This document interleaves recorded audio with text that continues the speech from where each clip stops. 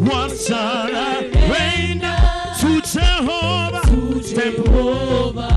For he has done so very much for me. What shall I render to Jehovah? For he has done so very much for me. Now let him on.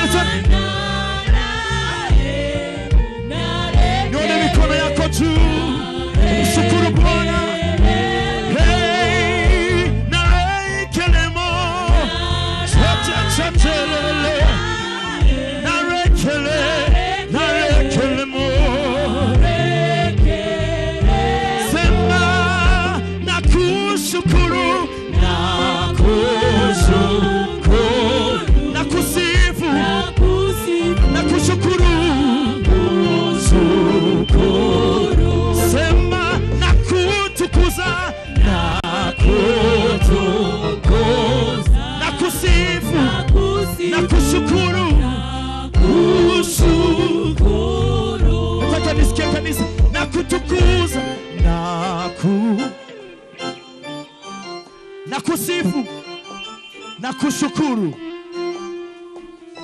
Inua mkono wako juu, sema nakutukuza, hey. Nakusifu, hey, hey. Imba tena, nakutukuza.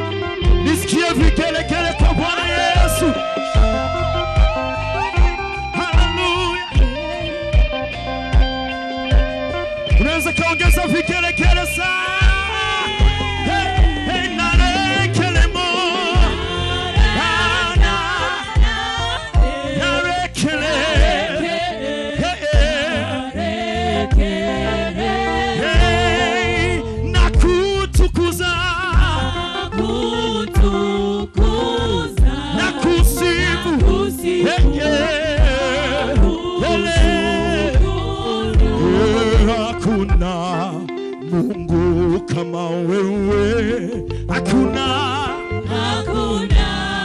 popote, sema hakuna Mungu kama wewe, hakuna popote, sema tena hakuna Mungu kama wewe, sema hakuna popote,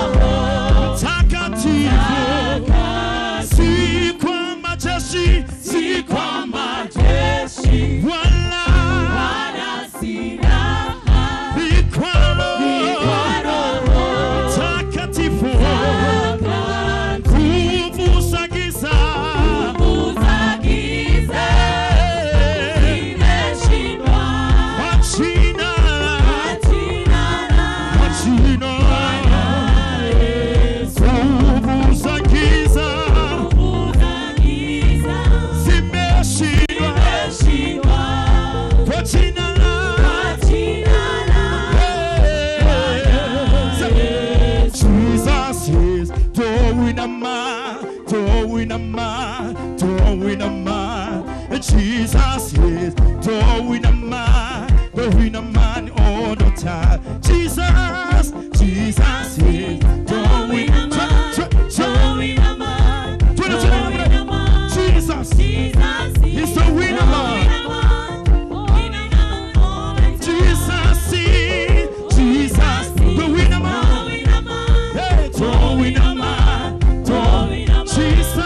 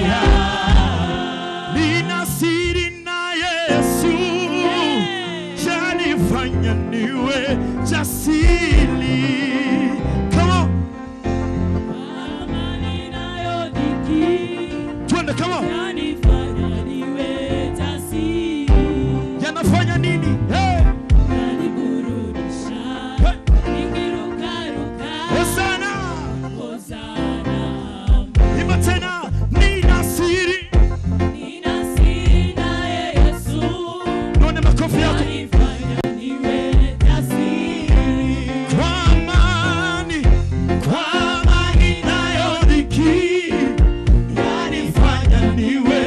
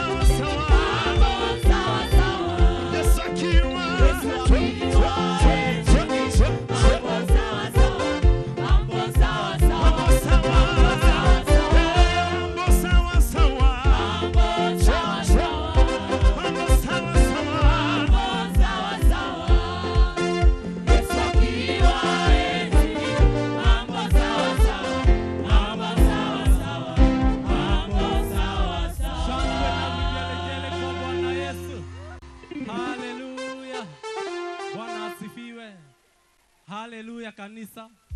Bwana asifiwe. Kama unaniona nifanyie hivi. Tuko tayari kusifu. Tuko tayari kusifu. Uri ucio ungi niwe hariirie kugoca. Niwe hariirie kugoca. Amekwambia aje? Ako tayari? Kuhonokania ni gwaku we Mwathani, na wiriragiria mundu wothe akumenye, agutaũkwo na menye mĩthiĩre yaku, na hinya waku nũnene waku. Kuhonokania ni gwaku we Mwathani, na wiriragiria mundu wothe akumenye, agutaũkwo na menye mĩthiĩre yaku, na hinya waku nũnene waku. Nyũmbĩra ngoro ya gũgwĩtigĩra Mwathani, rĩrĩ nĩ ihoya ndahoya ndĩ mbere yaku, nĩguo hotage gwĩka maũndũ mothe kũringana na wendi waku Mwathani. Nyũmbĩra ngoro ya gũgwĩtigĩra Mwathani, rĩrĩ nĩ ihoya ndahoya ndĩ mbere yaku, nĩguo hotage gwĩka maũndũ mothe kũringana na wendi waku. Aya tathikĩrĩria. Nĩakuire ngoro tene, igatĩtĩkĩtie gwĩkona wega wa Ngai, bũrũri warĩa me muoyo. Na niĩ ingĩakuire ngoro tene. Cheza kidogo. Igatĩtĩkĩtie gwĩkona wega wa Ngai, bũrũri warĩa me muoyo. Ngoro yakwa ĩgakena nĩ kũmenya atĩ Jesũ ena mwĩhoko. Baba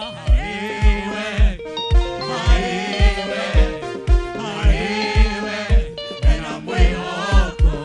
Mũoroto wa ngoma naguo nĩũkue ngoro teanĩrie, ndũgũ yaku na Mwathani, menyerera ngoro yaku. Mũoroto wa ngoma naguo nĩũkue ngoro teanĩrie, ndũgũ yaku na Mwathani, menyerera ngoro yaku. Ngoro yakwa ĩgakena nĩ kũmenya atĩ Jesũ Baba ena mwĩhoko. Jesũ Baba Jesũ ena mwĩhoko.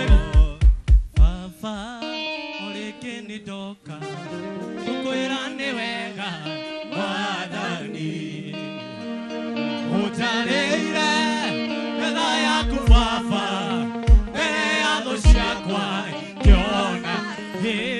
Baba ngũkwĩra nĩ wega Mwathani, ũnjarĩire metha yaku Baba, mbere ya thũ ciakwa ngĩona. Baba ngũkwĩra nĩ wega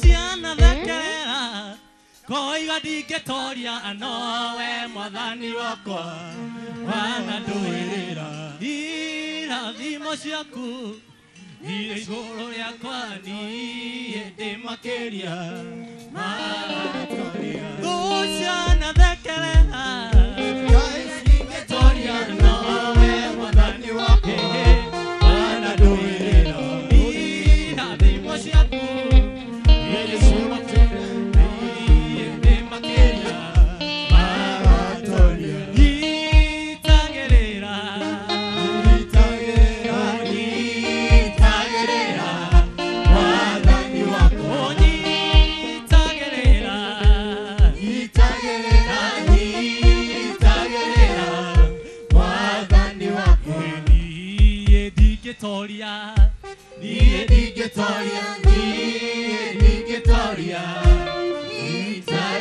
Shangwe na vigelegele kwa Bwana Yesu. Haleluya. Ambia tu mwenzako akupatie space. Nipatie space sasa.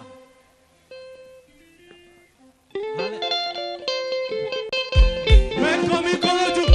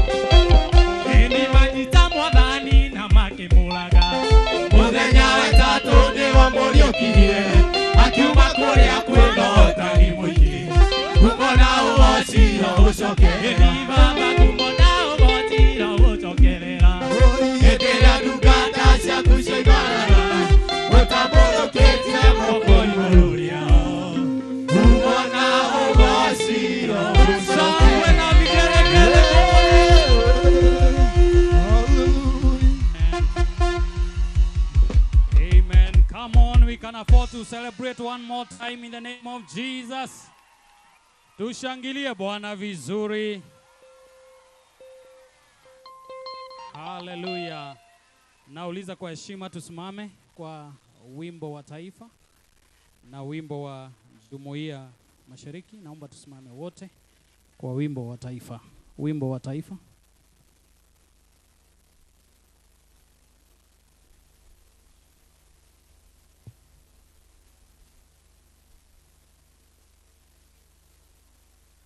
DJ, we are waiting.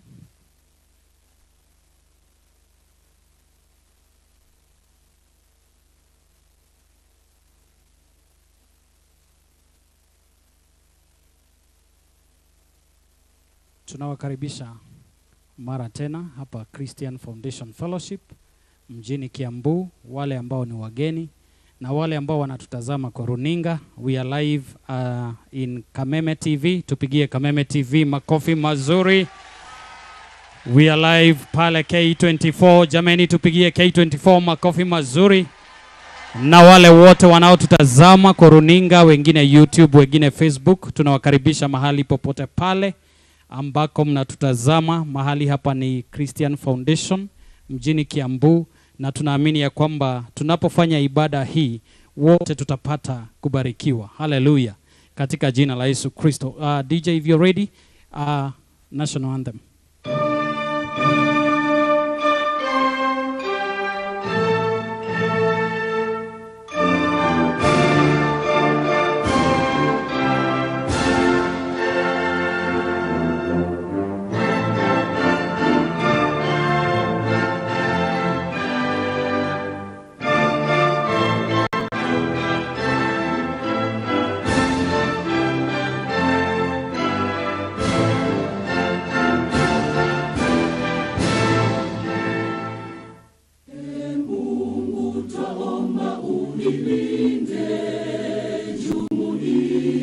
Afrika Mashariki, tuwezeshe kuishi kwa amani, tutimize na malengo yetu. Jumuiya yetu sote tulilinde, tuajibike, tuimarike. Umoja wetu ni nguzo yetu, idumu jumuiya yetu. Amen. Thank you. Thank you. God bless you. You may be seated. Naomba tuweze kuketi. Alafu kisha uangalie jirani yako, mkaribishe katika kanisa letu. Si umsalimie. Get to know them by their names. Waulize jina. Alafu namtazama vizuri. Nachukua nafasi hii kuwakaribisha mahali hapa ya walioko nje wote. Kuna nafasi tele tuweze kuingia. And we be silent tunapoingia mahali hapa. Wote ambao wanatutazama kwa runinga, Kameme TV, K24, His Grace TV, Facebook, YouTube na wengine ambao pia wanafanya kupitia their personal social handles, tunasema karibu sana mahali mnatutazama. Hii ni ibada ambayo tulitangaza ya kwamba we are here today for the memorial service for our sister Betty Bayo, na tunaamini ya kwamba tutapata kubarikiwa. Tunataka tuombe, tufanye ombi la kufungua ili tuweze kuendelea. Let's make a prayer in the name of Jesus. Baba, katika jina la Yesu Kristo, tunakutukuza kwa wema na fadhili zako jioni hii ya leo. Tunaomba Bwana, tunapoanza ibada hii ikakupendeze.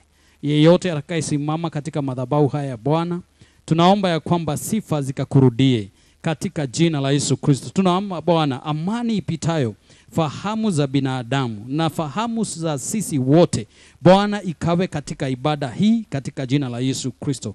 You'll comfort us today. We pray that your presence go with us, O Lord. One thing we desire of you ni kwamba Bwana uwepo na nguvu zako zikawe pamoja nasi. Utukuzwe Bwana na uinuliwe milele. Kwa jina la Yesu Kristo tunaomba na kuamini. Kila mmoja aseme amen. Amen. Amen. Tumpigie Bwana makofi tena. In the name of Jesus. Tuko naye Sir James. Tunajua Sir James? Tuko naye mahali hapa. Welcome CFF Kiambu vizuri.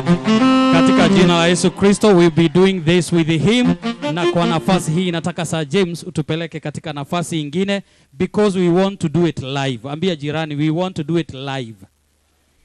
In Jesus mighty name. I want another mic tafadhali for Sir James katika jina la Yesu Kristo. Hallelujah.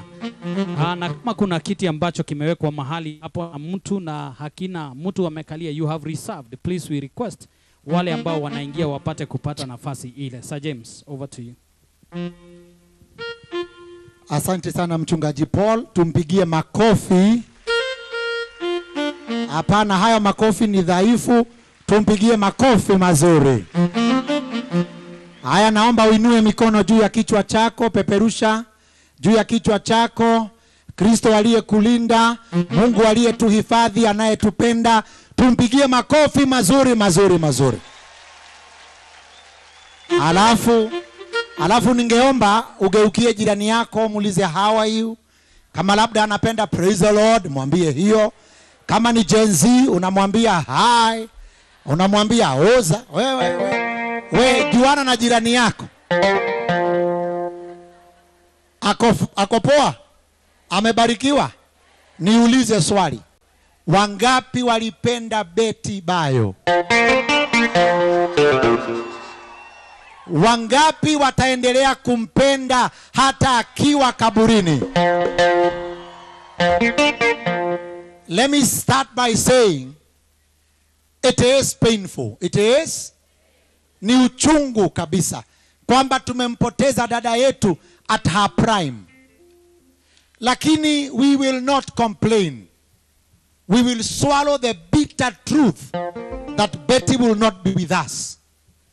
But one thing I am sure of, kazi yake, matendo yake, muziki wake, huduma yake will live long than her. And we shall celebrate her every day.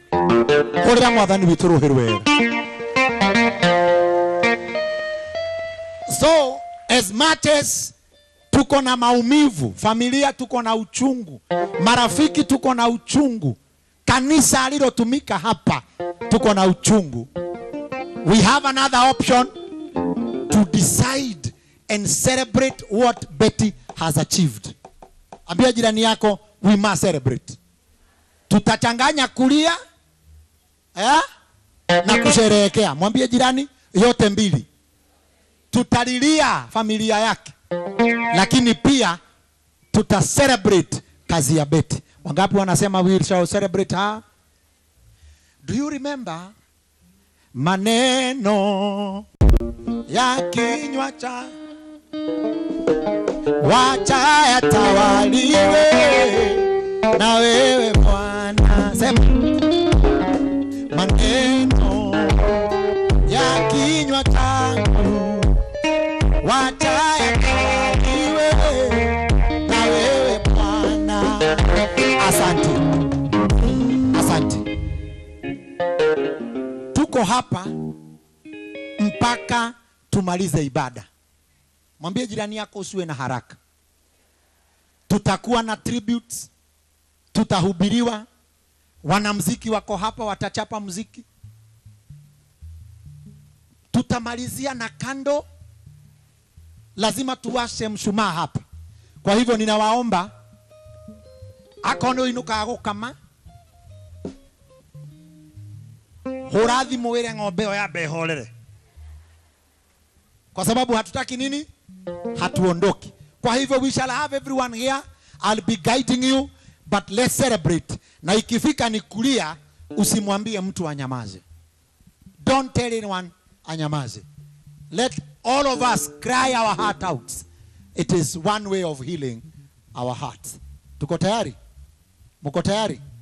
Bas, leo hii tunaonekana Kenya nzima na nje ya Kenya kupitia Kameme TV na K24, na hao wamejitolea kuja bila malipo, wanatupeperusha.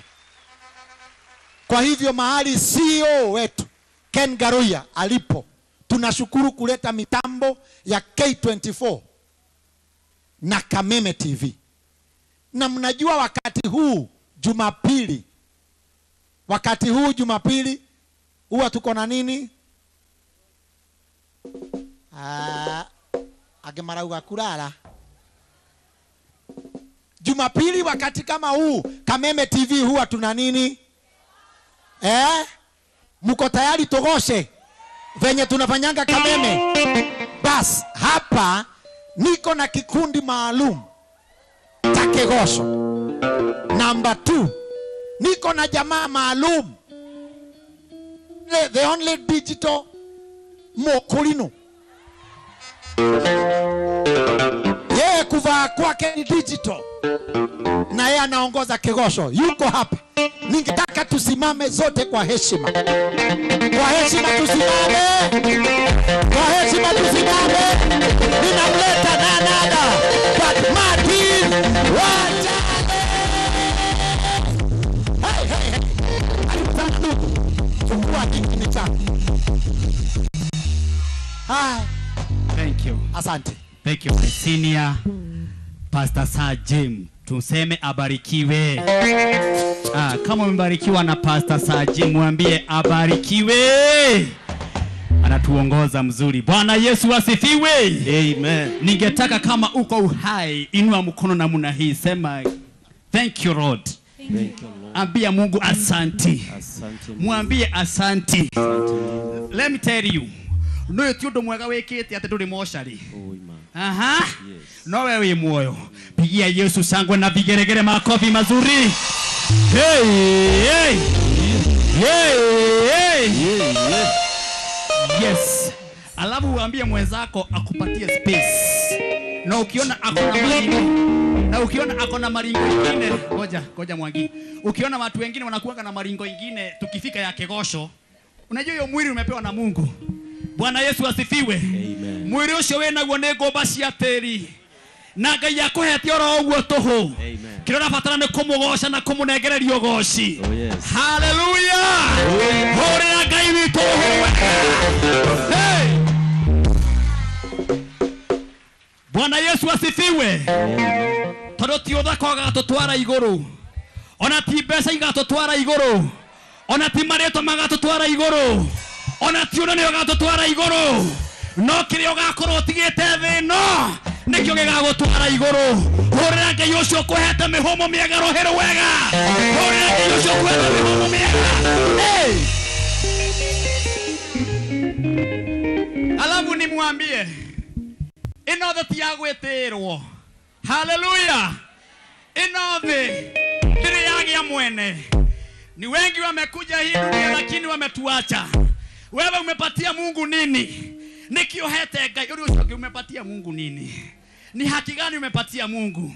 Kama hakuna akoro gutiri uhongo no muonengerete Ngai. Ira Ngai ucio ni wega. Muoera guoko mwire ni wega mwathani. Oh yes. Mwire ni wega mwathani. Hallelujah. Mwire ni wega mwathani. Oh yes. Mwire ni wega mwathani. Praise the Lord. Tukite gukugosha mwathani. Amen. Hallelujah. Hallelujah. No cio murimu rakwire my friend Betibayo. We ukite muthenya wa muthe ndugukua thiini wa ritwa ria Jesu. Ithu ni tukumurekereria thie na thayu. No murimu ucio ndugukunyita thiini wa ritwa ria Jesu. Ithu ni tukumwira kwa heri. No murimu ucio ndugukunyita family yaku thiini wa ritwa ria Jesu. Ithu ni tukumwira kwa heri. No murimu ucio ndugukunyita muthuri waku thiini wa ritwa ria Jesu. Ithu ni tukumwira kwa heri. No mutumia waku ndekunyitwo ni murimu ucio. Oya guoko uga yes. Uga yes. Uga yes.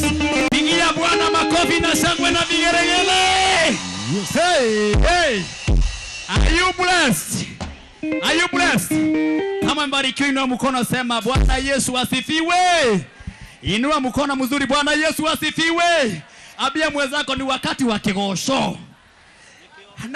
Na hakuna kuangalia your neighbor. Kuna wengine lazima wafanya hii video, lakini wachana na hao. Kama unamsifu Mungu, msifu na roho yako. Bwana Yesu asifiwe. Ningetaka tusalimie wale wako kwa nyumba, wale wanatutazama kwa Kameme TV, mikono hivi. Waambie tuko hapa, wapasalimie. Haya. Wale wako K24 TV tuwasalimie namna hii. Tuambie karibuni, karibuni, karibuni. Haya. Tuko kwa channel zingine za my friend inaitwa Karangoa Muraya. Ningetaka tuambie karibuni, karibuni. Waambie karibuni, karibuni. Yes, niko na my team hapa. Tuko na Tito wa Bethi, mpigie makofi mazuri. Tuko na Lois Mwangi, tumpigie makofi mazuri. Na tuko na Mary Mwangi, tumpigie makofi mazuri. Mnajua Mary Mwangi? Mnajua Lois Mwangi? Mnajua Tito wa Bethi? Na tuko na mjamaa mwingine pale tunaita Mwangi, the teacher Mwangi, wapi makofi kwake? Na tuko na mwingine tunaita Pius Pianist, wapi makofi kwake? Na tuko na mwingine tunaita Soroa Besi, ahoraga Besi, wapi makofi kwake? Na tuko na my DJ Mokorino anaitwa DJ Sesimo, wapi makofi kwake? Haya, ambia mwenzako nipatie space. Unyite na kwako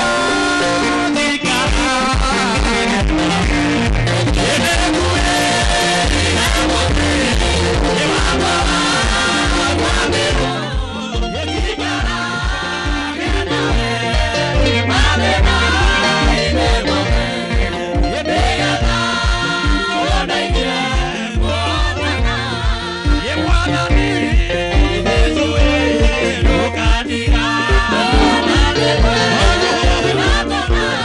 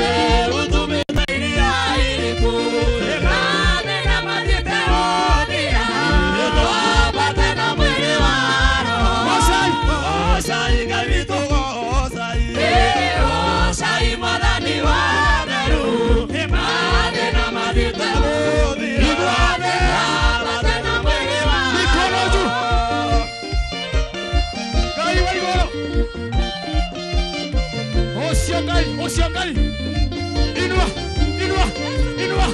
Inua. Inua.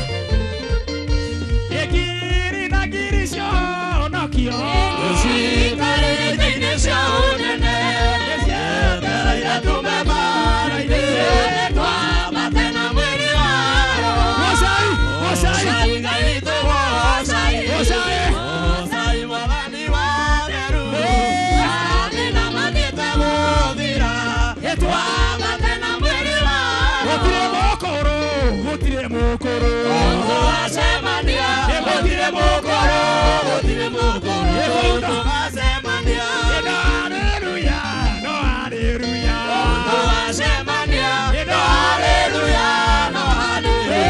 Ondo asemania. No kuwasha Yesu. No kuwasha Yesu. Ondo asemania. No kuwasha Yesu. No kuwasha Yesu. Ondo asemania. Hallelujah. No hallelujah. Ondo asemania. No hallelujah. No hallelujah. Ondo asemania. Tu vile kamata. Jesus. Ambia mwenzako. Ngoja. Ningetaka ujue tuna celebrate muibaji. Do you know that? Tuna celebrate you. Tuna celebrate you. Tuna celebrate you. Tuna celebrate you. Umekuja kucelebrate nani? Eh? Na mimi nashindwa. Okay, hata kama ujue hiyo lugha tunaimba, at least unaona wale ule ako mbele yako anaruka. At least unaona anafanya nini? Please. Wacha kusimama. Oh yes. Wacha tu. Mimi sami atuimbia Martin wa Janet. Mimi sitaji jina langu hapa. Yeye ndiye na wera wangu tidage gwata rĩtwa rĩakwa haha. Oh my. Akorwo ndĩ ndĩragwaca rĩtwa rĩa Martin wa Janet ũnjĩre. No ndĩragweta Ngai ũrĩa wĩ igũrũ. Igũrũ mũno. Akorwo twĩ hamwe koguo tũragoca Ngai ũrĩkũ? Twĩ hamwe andũ aitũ. Tuko pamoja watu wa nyumba. Tuko pamoja. Kama tutamsifu Bwana tukiwa na roho ndani yetu, inua mikono, sema yes. Yes. Sema yes. Hii si politician wako hapa. Hapana. Najua wanakuja. Yes. Lakini kuna vile wana celebrate watu wao. Lakini sisi na waibaji na mashabiki wetu tuna celebrate nani? Betty Ba alikuwa anafanya nini? Kwa hivyo ukiona mtu amesimama muulize, wewe umekuja kufanya nini? Serious. Sio mzuri ukiona family inalia. Goja. Family inalia na wewe umekuja kulia na umekuja kulia na wao. Hiyo ni ukweli kweli. Unafaa kuwapatia nguvu. Ama mna gani? Yes, hata sisi waibaji ndio tunaona tuko na roho hii nzuri ya kumsifu Bwana. Bwana Yesu asifiwe. Abia mwenzako tuna celebrate Betty Bayo. Oh yes. Na hii siku haitarudiwa tena. Oh yes. Wacha nikuambie kitu moja. Naona our mom ako hapa, Evangelist Msewangojiri.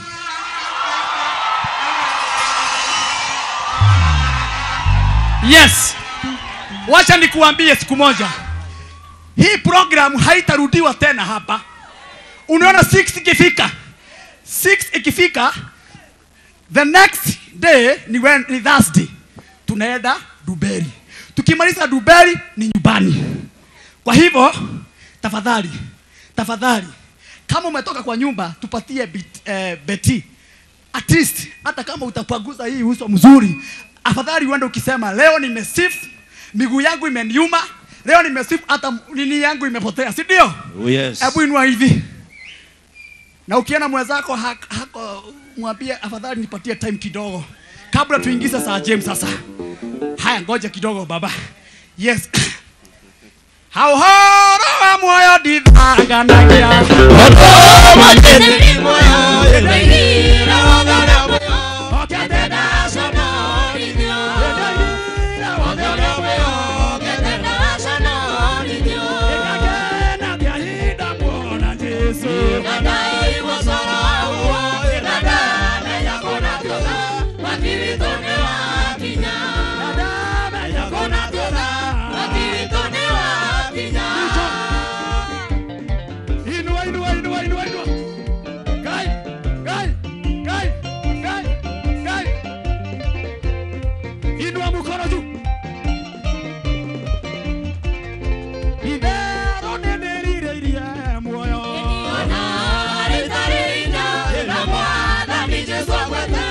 Oko Saitani ndeota. Ena Mwathani Jesu agwete. Oko Saitani ndeota. Gakena kahinda mwona Jesu. Nadai wasoro uo. Nada menya kuna tula. Makirikoni wakinya. Nada menya kuna tula. Makirikoni wakinya. Ruka hivi. Ruka. Ruka hivi. Ruka hivi. Inua.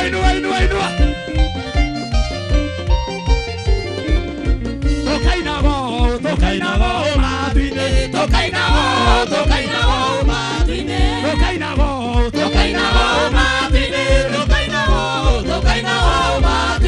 Netokaroga matuine. Netokaroga tia.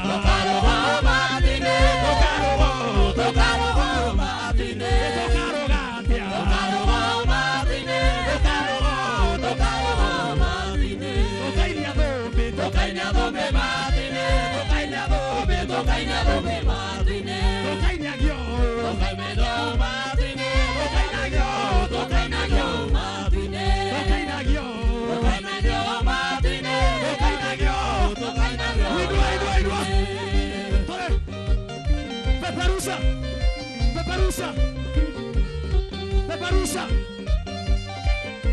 Hey! Tokageithania matuine. Tokageithania atia. Tokageithanio Joel.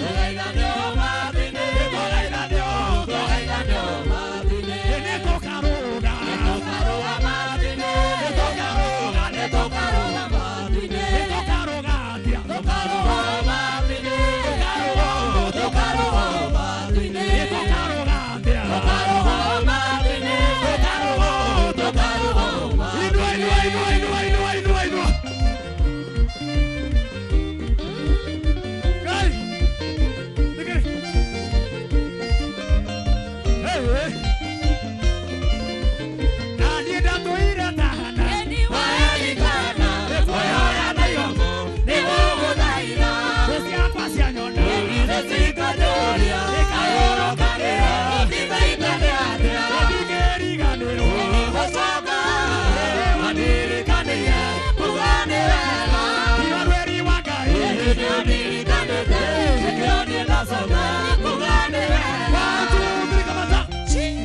Haya. Kabla nita Sir James. Inua hivi. Na ukiona mtu hainui muangalie hapa kwa chake yake. Oh yes. Hapa kwa nini? Makwapa. Segekes. Nataka tuseme hivi. Hata tuseme gikuo kira kiroragirwo ambayo ithe gitigotoraga thiini wa ritwa ria Jesu. Nina. Daimono cia murimu wa cancer cieke atia? Shoboke. Ndira ciomboka cieke atia? Shoboke. Daimono cia kwaga wira cieke atia? Shoboke. Daimono cia kwiwa ati ndire thakame cieke atia? Shoboke. Daimono cia gwitu gicagi cieke atia? Shoboke. Daimono cia ndira cieke atia? Oya guo.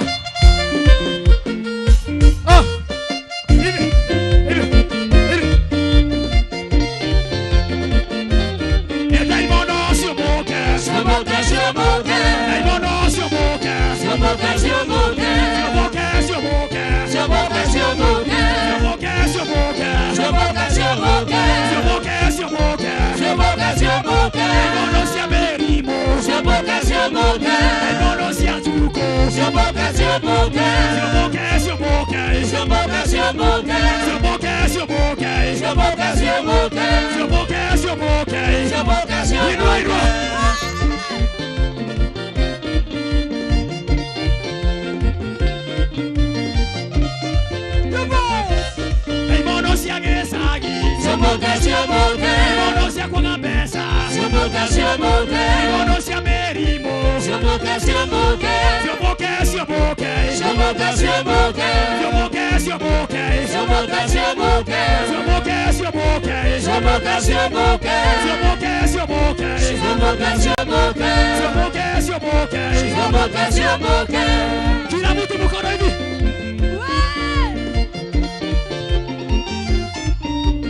Kila mtu. Watu,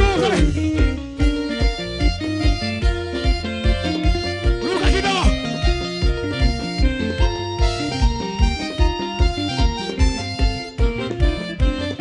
Mikono juu, mikono.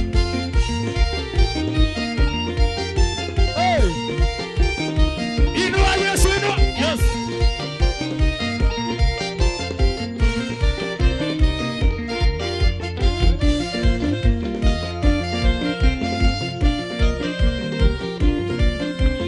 Watu, mbili kamata. Jesus.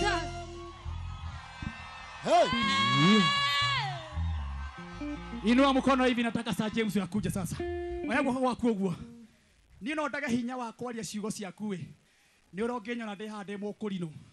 No na waria ciugo ciaku we igũteithie mũtũrĩre-inĩ. Oh yes. Nĩ tondũ wa rwĩmbo rũu waina. Hallelujah. Oyaguo gwaku na igũ ũguo. Tũtũraigio nĩ kwĩrathĩra. Tũtũraigio nĩ kwĩrathĩra. Tondũ tũnua twa mũndũ no twarie ũru igũrũ rĩaku. No we no ũrathe maũndũ mega mekĩke. Oyaguo gwaku na igũrũ ũguo. Inua mkono wako namna hii. Uombe na lugha yako. Omba na lugha yako. Omba na lugha yako. Ambia asante Baba kwa uhai.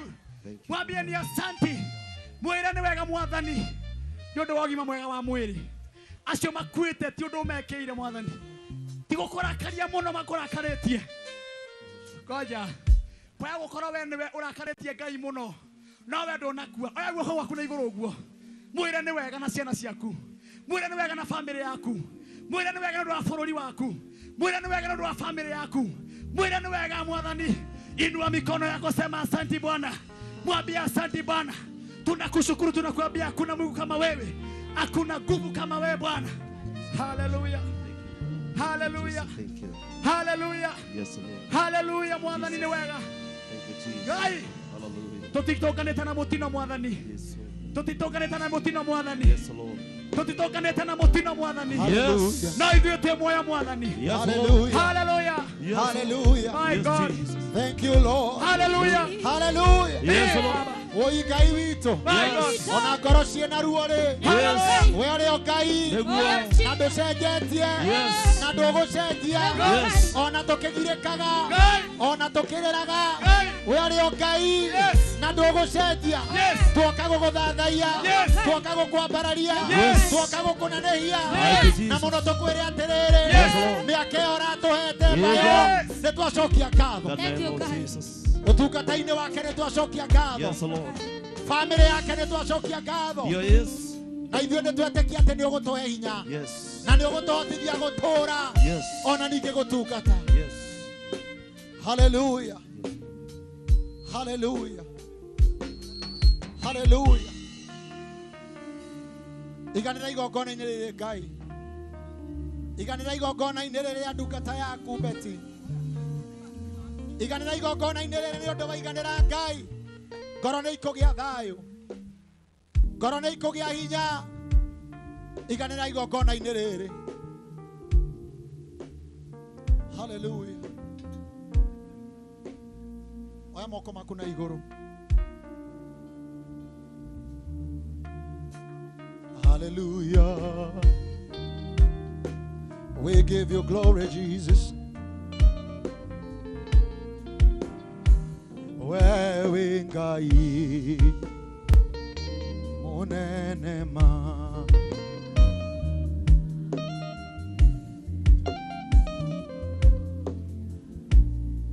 Tuge wewe Ngai munene ma.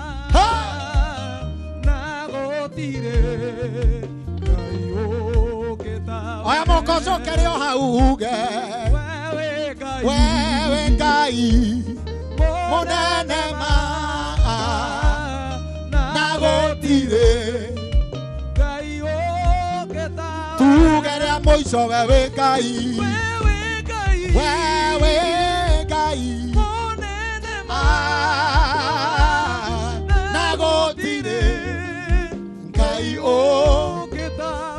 oguo niguo twaibura ati wewe Ngai na wewe Ngai uria utihanagia na ningĩ nĩ ũhotaga kuohoha cio ironda icio we nĩ ũtũtihĩtie na nĩ tũretĩkia we ũrĩa Ngai ũrĩa ũgũtũhonia reke tũthiĩ nawe na mbere tondũ nowe mwĩhoko thĩinĩ wa rĩĩtwa rĩa Jesu Kristo twahoya na twacokia ngatho ithuothe tuge oya moko na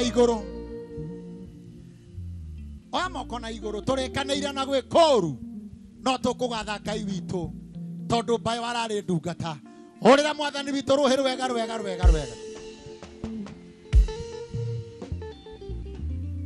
ĩra ũcio mũriganĩtie mũnyitĩte guoko mwĩre asante kwa kuja shoka mwĩre mheshimiwa karibu kiti asante. Naomba tumpigie Martin wa Janet na bendi yake makofi. Asante sana Martin kwa kujitolea.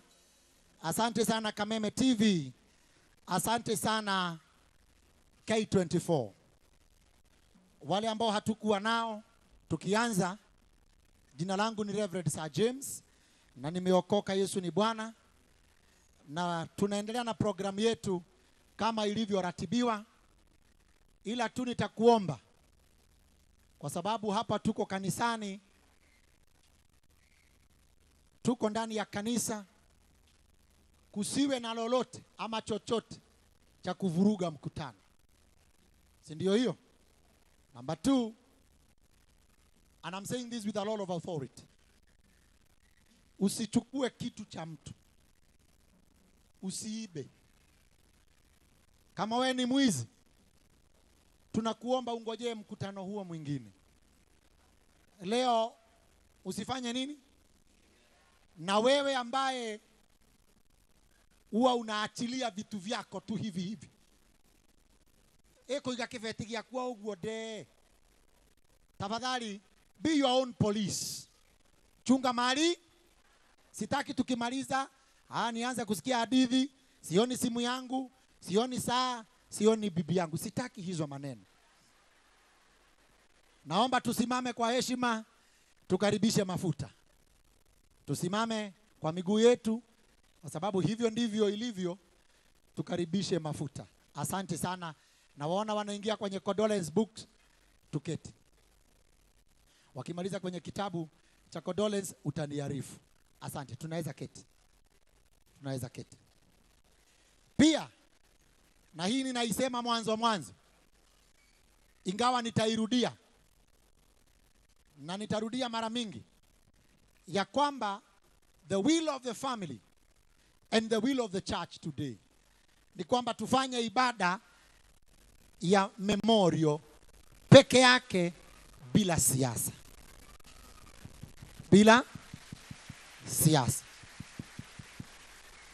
Na ninajua wanasiasa wako hapa, tunawapenda viongozi, wengine wanakuja, tunawapenda, wametusapoti, tunawapenda, lakini tungetaka tufanye condolence peke yake bila nini?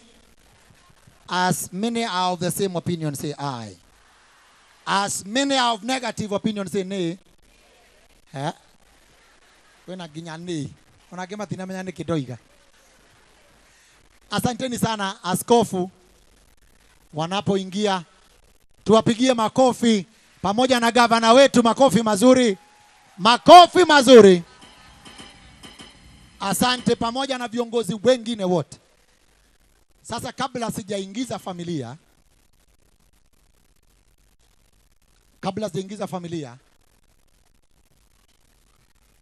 tuko na wanamuziki hapa.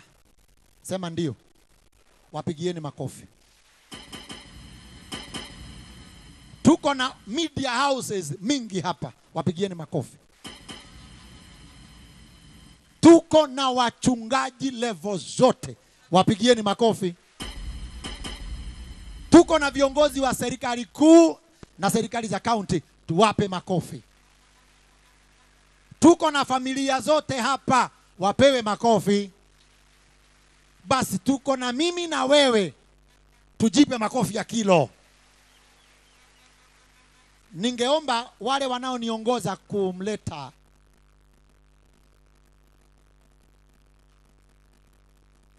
asante sana Martin kwa mwongozo. Naomba tusimame. Tusimame tu. Tusimame. Tumepata makaribisho mengi, makaribisho yangu, makaribisho ya Pastor Paul, lakini sasa naomba tupate makaribisho ya askofu wa nyumba hii, baba wa nyumba hii, na si mwingine ni Askofu Wanderi. Makofi mazuri, makofi ya Askofu Wanderi mpaka afike hapa.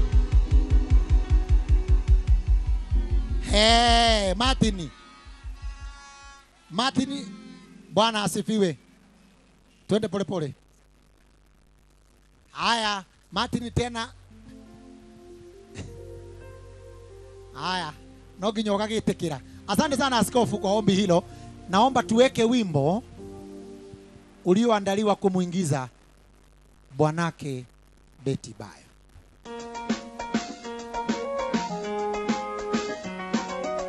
Tutaimba tu napomleta. Aha.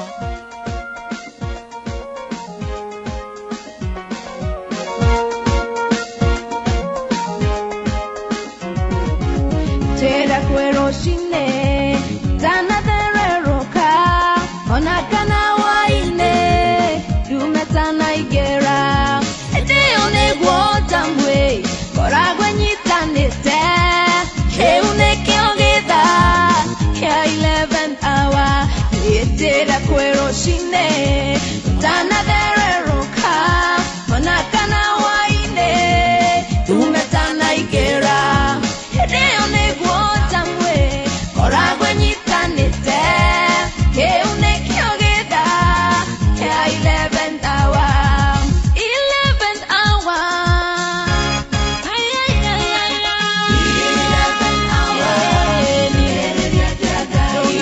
11 hour ni yebukura ni nyaraka 11 hour ikomwambia wakuterera 11 hour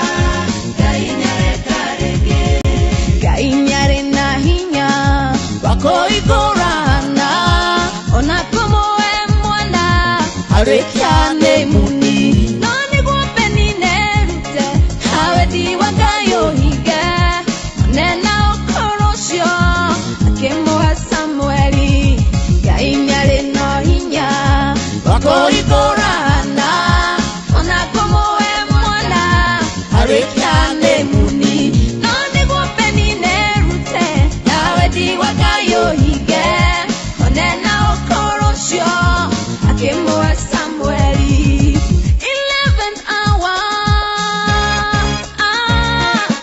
11 hour ni hogayo kagera etera 11 hour yebukura ni maya 11 hour omudia wa etera 11 hour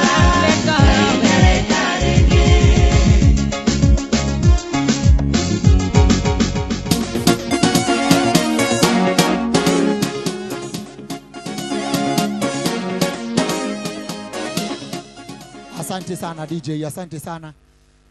Tumkaribishe Bwana Gitau na familia yake, makofi kwa makofi mazuri.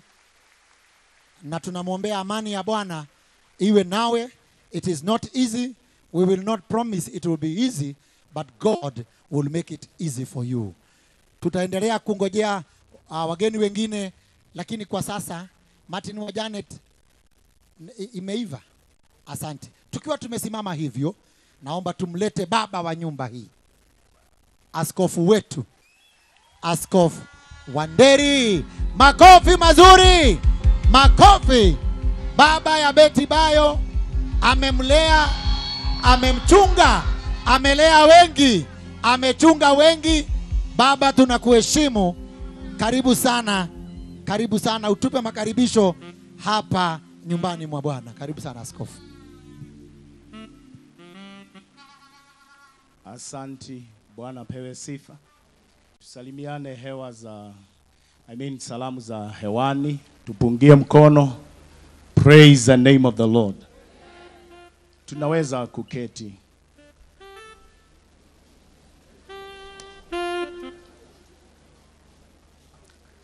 Na shukuru Bwana tukiwa tumetulia hivyo.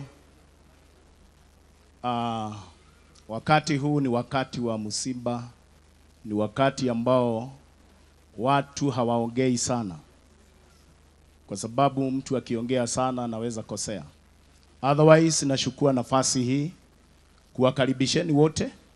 Naona watu bado wanaendelea kuingia katika ibada hii ya memorial service ya dada wetu mtumishi wa Mungu pamoja nasi. Alifanya kazi nami katika mikutano mingi. Mungu kwa neema yake tumeweza kufanya mikutano katika kaunti hii yetu ya Kiambu. Tumeweza kufanya mikutano in several counties.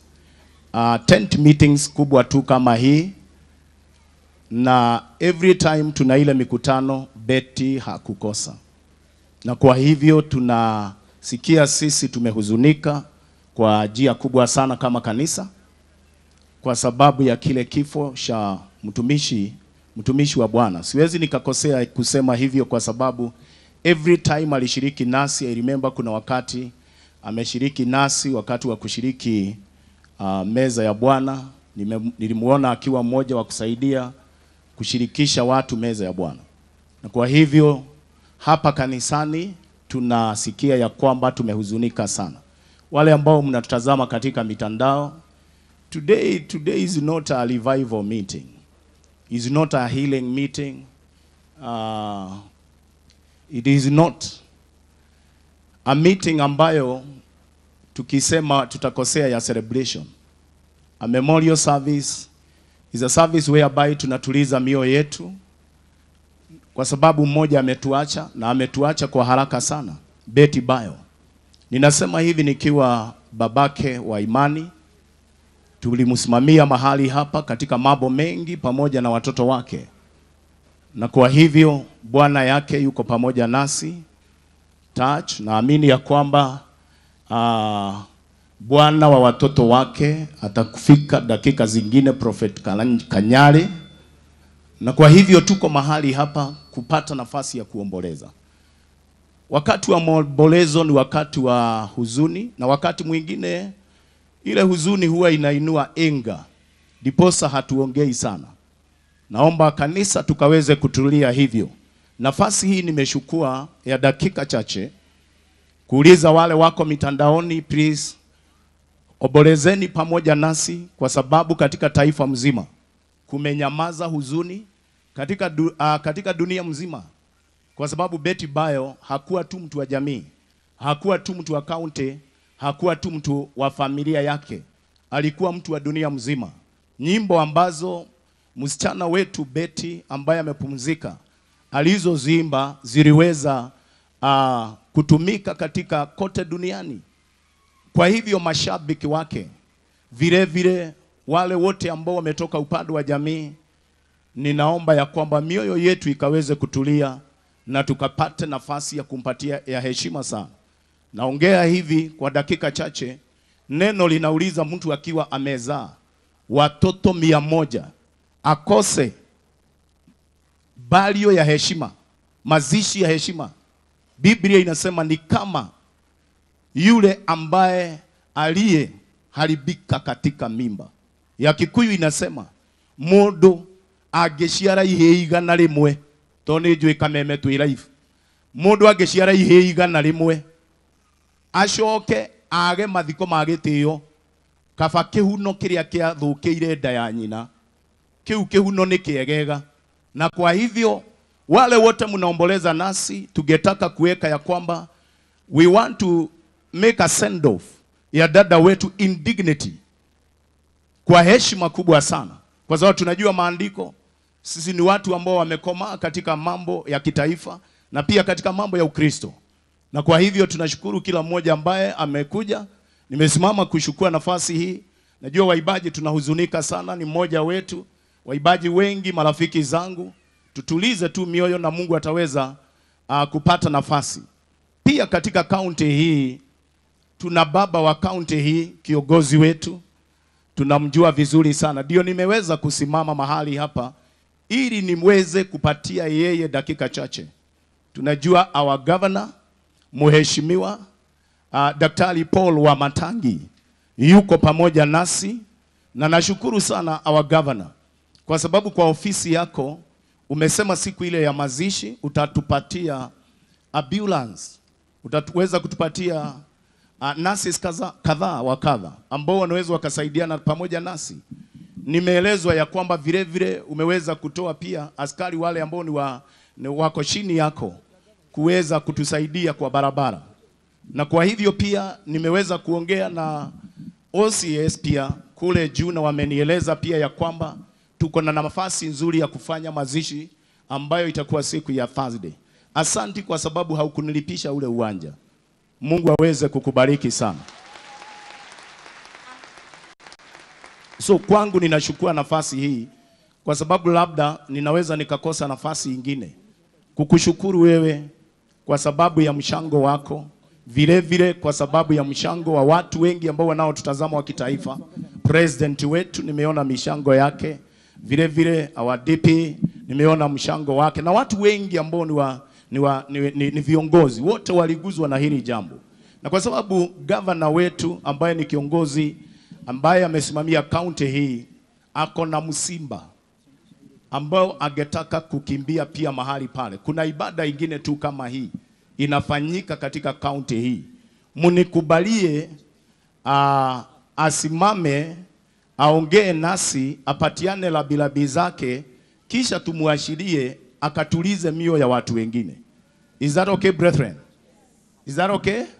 Na hii itakuwa ni baraka kubwa. Lazima aondoke mahali hapa aende kule Kenyatta Road. Na kwa sababu sasa hii mambo yote yametukuta, lazima tutumie ile hekima na ile heshima.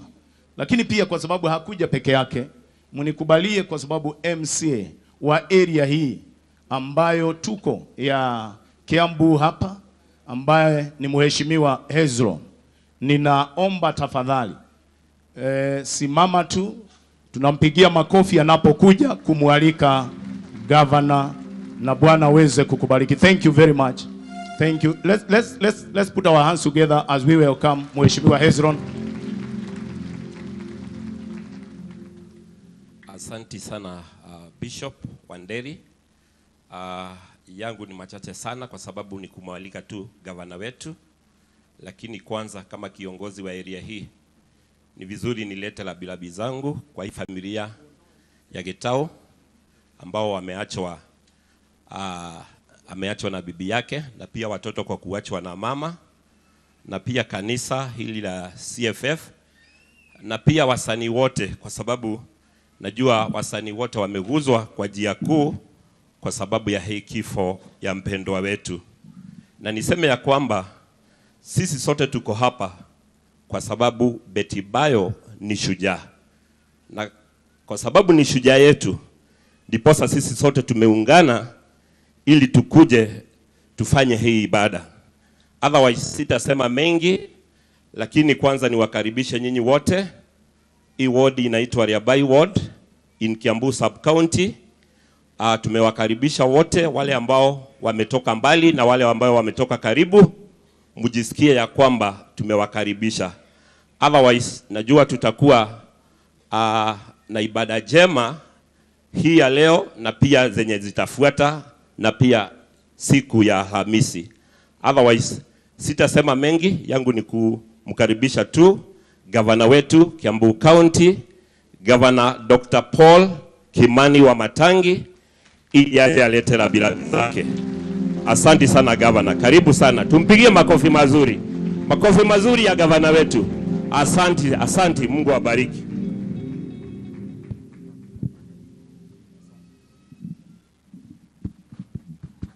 Asante sana. Bwanake mwenda zake na rafiki yetu Betty Bayo pamoja na watoto wenu wote wawili, familia yote ya Betty Bayo na pia yako bwanake mwenda zake, Bishop wetu Bishop Wanderi, baba yetu wa kiroho, pamoja na wachungaji wengine ambao tuko nao hapa siku ya leo, viongozi wote tukiongozwa na aliongea hapa saa hizi Mheshimiwa Hezron, pamoja na viongozi wote ambao naona tuko nao hapa, tuko mpaka na wajumbe ambao wako hapa, nyinyi marafiki wote ambao tumeungana pamoja kumuomboleza huyu mmoja wetu ambaye alitugusa kwa njia tofauti, sisi wote na kanisa lote letu ya CFF. Bwana Yesu asifiwe. Asifiwe tena. Kubalini tusalimiane hivi kwa salamu zake Mwenyezi Mungu ambapo kila mahali yupo.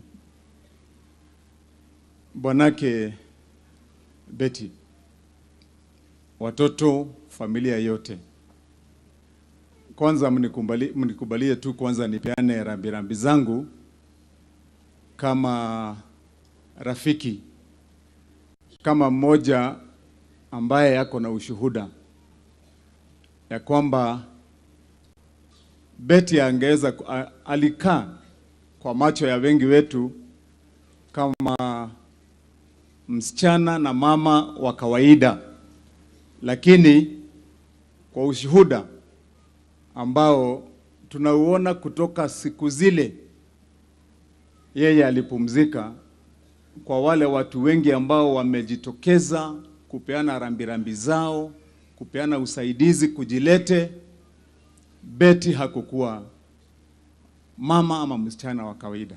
Alikuwa na tofauti zake za maumbile na kipawa ambacho alitumia kugusa wengi. Na kwa hivyo nataka niwapatie rambirambi zangu mimi mwenyewe binafsi kama Kimani wa Matangi ya governor.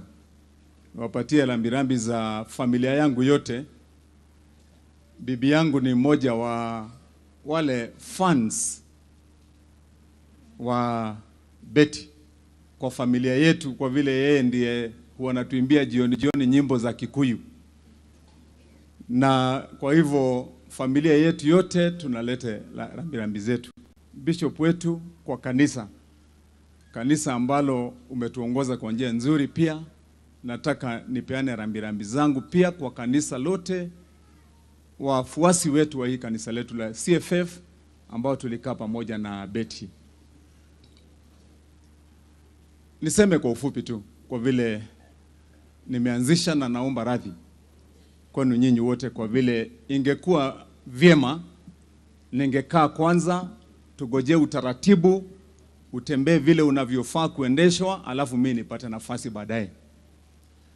Lakini pia nami mfanyikazi wangu mmoja ambaye ni senior, niko na pia shughuli nyingine kama hii kwake nyumbani, ambapo pia naye amempoteza bibi yake kama siku 2 siku 3 zimeisha, kwa shida na maumivu sawa na hii. Na ni watu naweza sema tu ni warika hii, na wako mbali kidogo kule upande wa Kenyatta Road. Kwa hivyo itabidi nifike hapo, na basi ndio nimeomba radhi kwa vile nimeanzisha kuongea kabla wengi hawajaongea.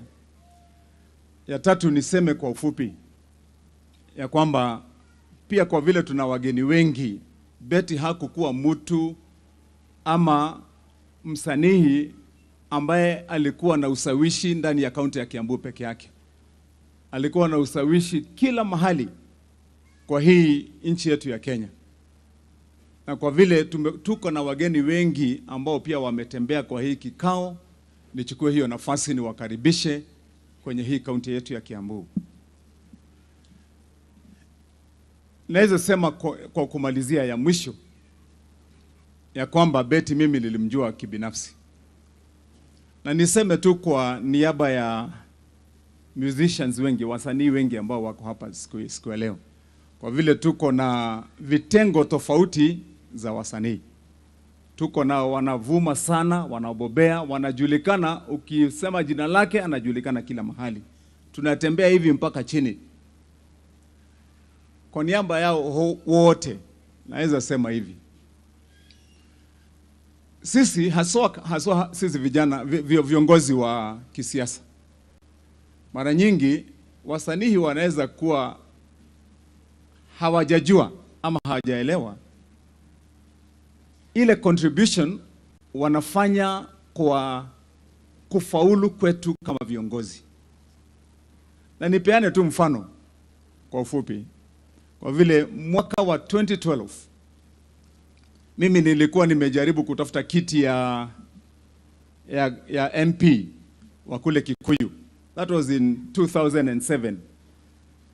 Sasa nikaendelea na siasa zangu pole tu, alafu ikafika mahali nikasema although nilikuwa natafuta kiti ya kuwa MP wa Kikuyu na nikaanguka siku hiyo.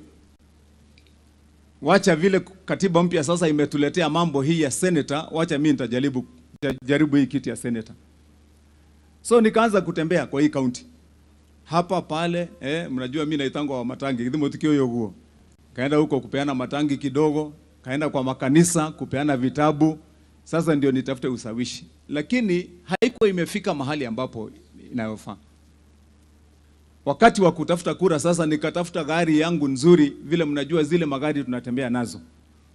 Na nikaanza kutafuta sasa recruitment, vile nitatafuta musicians ambao watanisaidia sasa kutembea na kusawishi watu watusikie. And for you musicians, most of the time probably you know by now or maybe you don't know that the reason mara nyingi unaona tunawaambia kwanza muimbe kabla hatujaongea ndio sauti yenu na wimbo wenu mzuri kwanza upoeshe na unyoroshe roho za watu ndio waweze kutupokea sisi wenyewe. Sasa mimi nikiwa ninatafuta wenye watanisaidia kuzunguka, kuna jamaa ule anaitangwa ule msanii Ngaruya Junior, nikamuita. Kamwambia nisaidie tutafute ka group kidogo. Sasa anakuja akaniletea musicians. Kwanza akakuja na Ben Gedhae. Namjua Ben Gedhae ni kigogo. Sasa tukaongea na Ben Gedhae. Alafu sasa Ben akasema yeye anakuanga na shughuli mingi, so haezi kuingia kwa kikao yangu na kukaanga kwa gari yangu, lakini wakati tunamhitaji tumuite. Haya, tukajua huyu tunaweza kuwa tunaita. Ya pili, sasa tena tukatafuta yule akaita Shiro wa GP. Mnajua saa hizo naye Shiro ndio alikuwa amevuma sana na ile, na bado umevuma Shiro tu hata leo. Ndio sasa alikuwa ako juu sana na ile wimbo yake Mugiginyani. Sasa tukaita Shiro, naye Shiro akasema hapana, okay sawa, mimi naweza kuwasaidia, nitakuwa nikikuja, lakini wakati mumeniita sitakaa kwa gari. Alafu sasa Ben akaenda akakuja na group ingine ya watu watatu. Among that group there was that and this special lady. Sasa yeye akaniambia, gaka, alikuwa ananiambia na Kikuyu, gaka kainete karibo kega muno. Hedo kwa 2012. Kainete karibo kega muno, getagwo busy. So sasa wakati huo ndio sasa tukashikana safari ya mwanzo, tukatembea kwa kaunti mzima, tunaanzisha wimbo na Betty throughout. And this is the reason why I remember this lady for my life. It was my first time to get elected. Usiku wakati watu wamelala, wakati sisi wenye hawatujulikani tunajaribu kuweka usawishi, me and Betty tulikuwa tuna kata barabara huko usiku, saa 6 ya usiku Limuru, kule upande wa Kikuyu.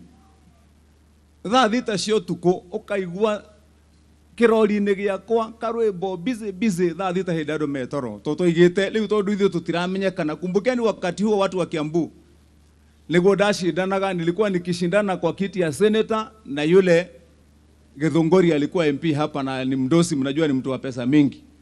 Nilikuwa nashindana mpaka na mwenye chama ile nilikuwa nasimama naye, endi alikuwa mwenye hiyo chama ile ya TNA. Kwa hivyo mimi nilikuwa ile inaitwa underdog, mtu mwenye hawezi julikana. Lakini sasa tulitembea na Betty, and all along akiwa a very faithful young lady, tukakata safari mpaka usiku, and finally nikapata kiti ya kukuwa senator.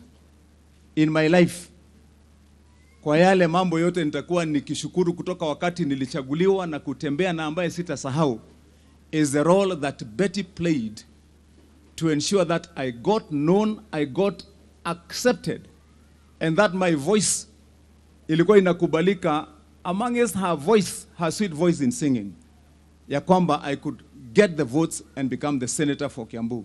And we did the same in 2017 when I went to run again. And so may God rest her soul in eternal peace. Mimi na watu yangu, familia yangu, tulikuwa tumesema tutapeana zawadi yetu kidogo. I know we have contributed for the welfare of all that will be done to her family, to her children, to all those, and to her legacy, because najua kuna mengi ambayo itafanyika baadaye. Bishop wetu, ukinikubalia, wakati ninapeana rambirambi yangu, mwanzo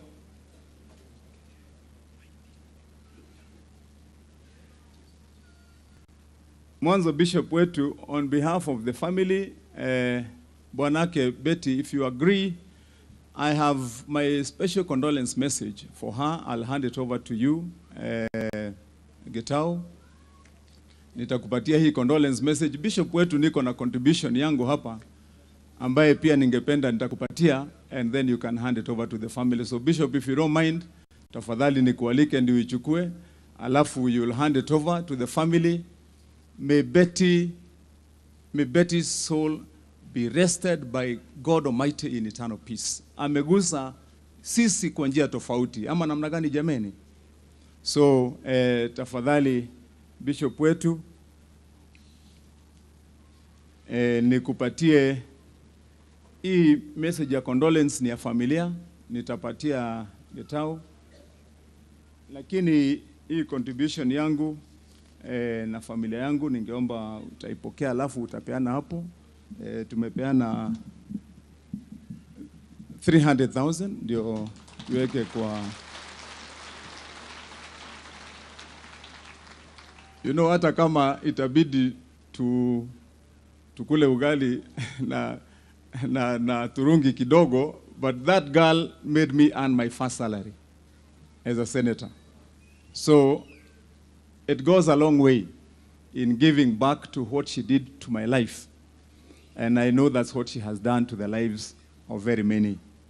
Allow me to say, Bishop, to the entire family of our musicians, watu wetu ambaye wasanii wote, nataka niwapatie rambirambi zangu, because I know nyinyi mmeguswa kibinafsi. You are one family, and I know you have had a long history with Betty Bayo. So mpokee rambirambi zangu pia kama governor wenu. Bishop, allow me to finish by saying, kwa vile the last time I was in this church, tuliongea mambo juu ya hii barabara ya kwako hapa nyuma ambaye tulisema tutakuwekea kabro na watu wako wote. I am ready now. So niko tayari hiyo barabara vile umeona. Kwanza nilienda ile kazi nyingine ambaye najua watu wote ambaye mtu hapa Kiambu ameona. We decided first to transform our education. That was my first pillar. Na ndio mnaona nilienda kujenga our ECD learning centers. I want to announce to the people of this church CFF, who are my people, across the entire county of Kiambu, today, I have built a total, out of the existing 524 primary schools in Kiambu, I have built 512 ECD learning centers, complete and finished as of today. That was my first pillar. My second pillar was in health. And I have successfully built 6 level 4 hospitals and completed. And 26 level 3 hospitals and completed. And God willing, now we are now in the last phase, ya barabara. I have installed 12,000 street lights, solar, in Kiambu County. And now tunaenda sasa kwa hii kazi ya kumaliza mambo ya barabara. That's why I have assured you, Bishop, hii barabara yako ya kabro hapa nyuma, na ile kabarabara ingine iko pale kwa ile kanisa ya PCA ile ya kuvuka ngambo ile, I am ready to work on it. By February, they will be done and completed.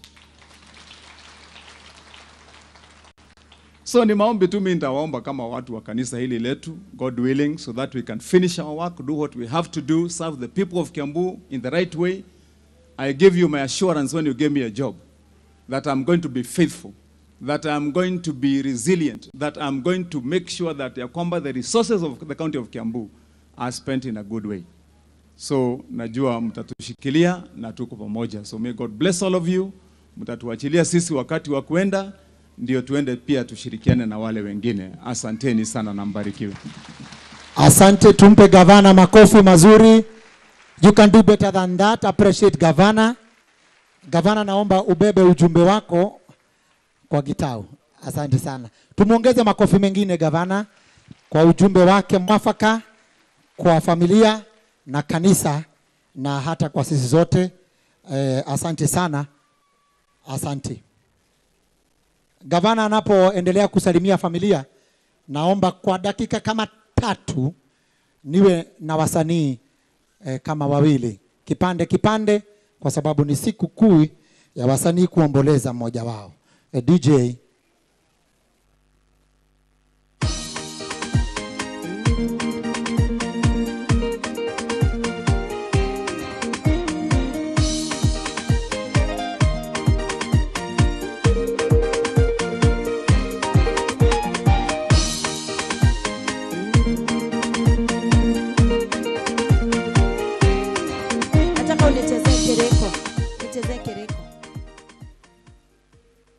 Bwana Yesu asifiwe. Mwathani arogocwo. Geithio gwa koroni uranyona. Irocio muriganetie tukite kugayana kieha. Ndukarehe kieha. Amen. Nipatie wimbo. Finest Records.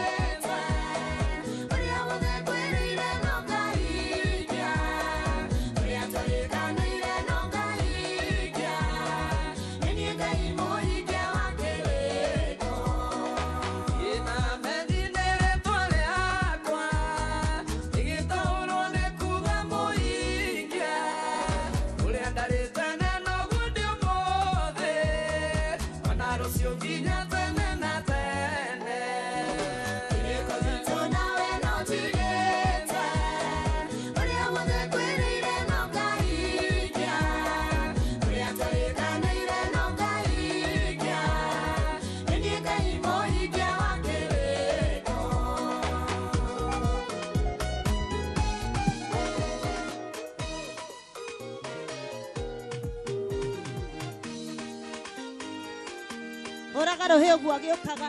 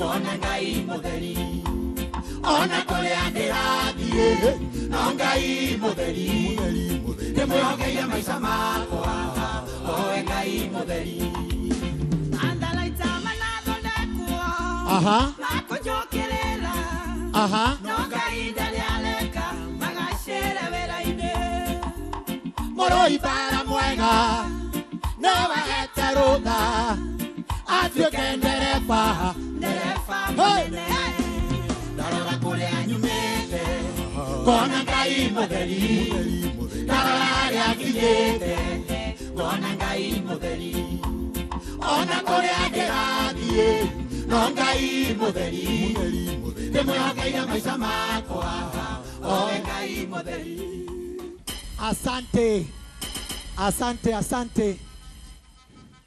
Wapigieni wasanii wetu makofi mazuri. Wapigieni hawa wasanii makofi. Tutakachokifanya ni kwamba we shall have inserts of artists katikati ya program. Si ni sawa? Wale tutatoshea ni sawa. Wale hatutatoshea mutatuelewa, but we shall do inserts until the program is over. Asanteni sana ndugu zangu. Naomba niruhusu nirudishe gavana kwa dakika moja. Asante. Kuna wameniomba urudi kwa sekunde. Mpigieni gavana makofi. Munaturuhusu tu tuna adjust pole pole. Poleni sana. You know, as I was speaking, because I had proposed and requested that I was going to join the family of my senior officer who's lost his wife. But as I was just going to prepare to leave, I saw some of our guests have arrived and I wanted to officially welcome them. Can we have a hand for the one and only Iron Lady, Mother Karua?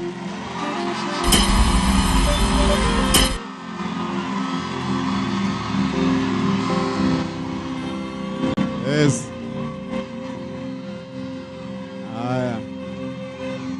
And then let's also have a hand for Kiambu's women rep, Anne Wamuratha.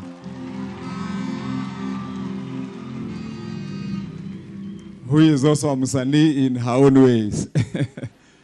And then our former member of parliament, Jude Jomo.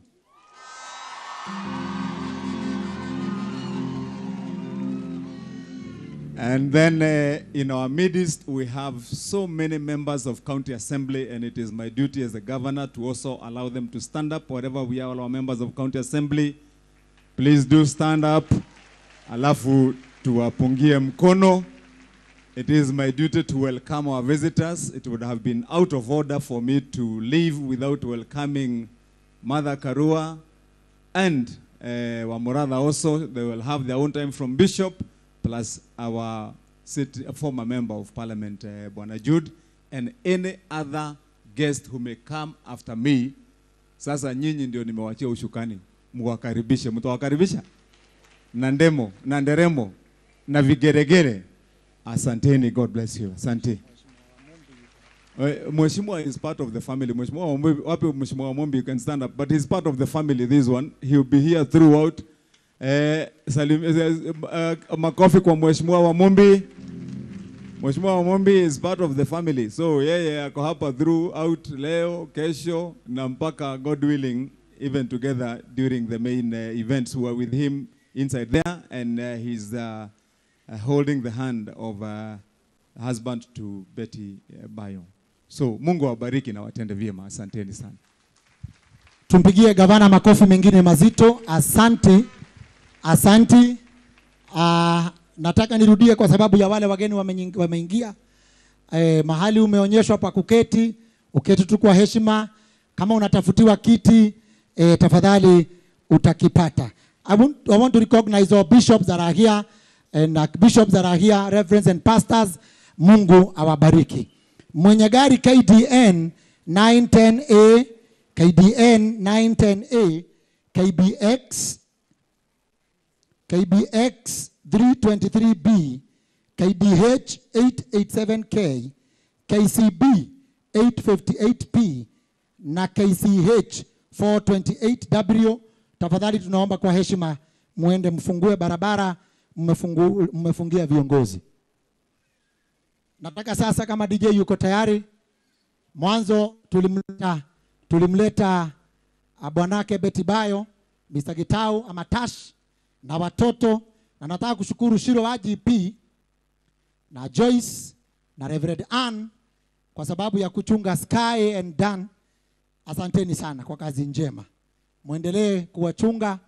It's a difficult day. Wamumbi mheshimiwa, asante kwa kuchunga Gitau. May God bless you.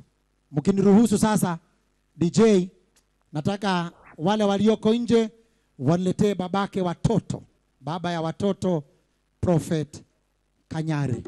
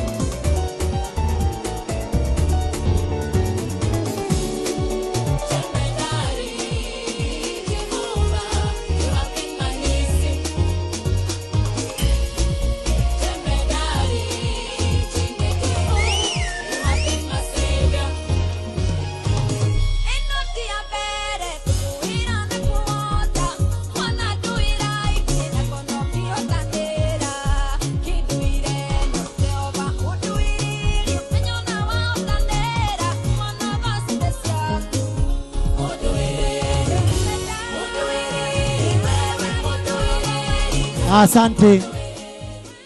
Asante, naomba tumpigie makofi mtumishi wa Mungu Prophet Kanyari pamoja na viongozi wake kutoka kanisani na familia yake. Asanteni kwa kufika. Mungu awabariki. Nikufahamishe Prophet, labda ulikuwa unaendelea kuona kwa mitandao, tunaendelea na ibada yetu ya memorial service. We have done a good part of it, na karibu tuendelee pamoja.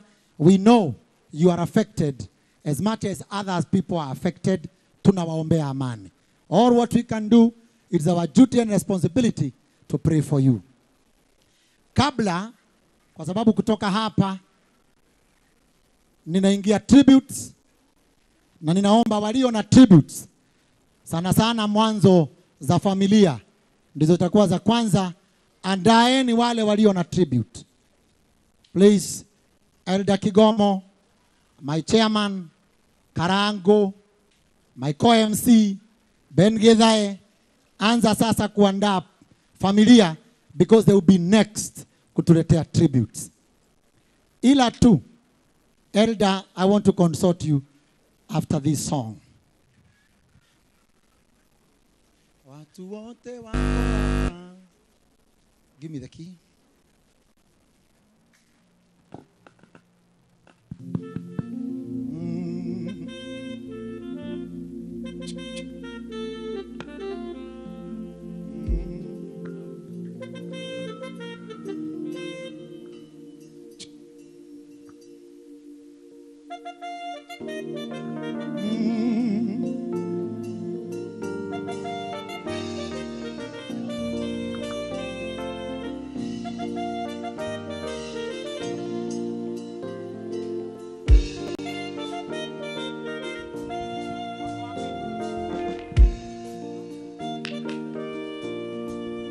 Oh yes.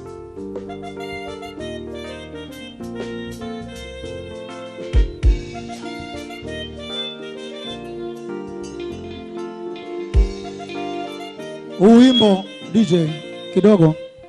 Uwimbo tunaoimba ni wimbo wetu wa kumuaga Betty Bayo. Watu wote wako hapa wanasema bye bye.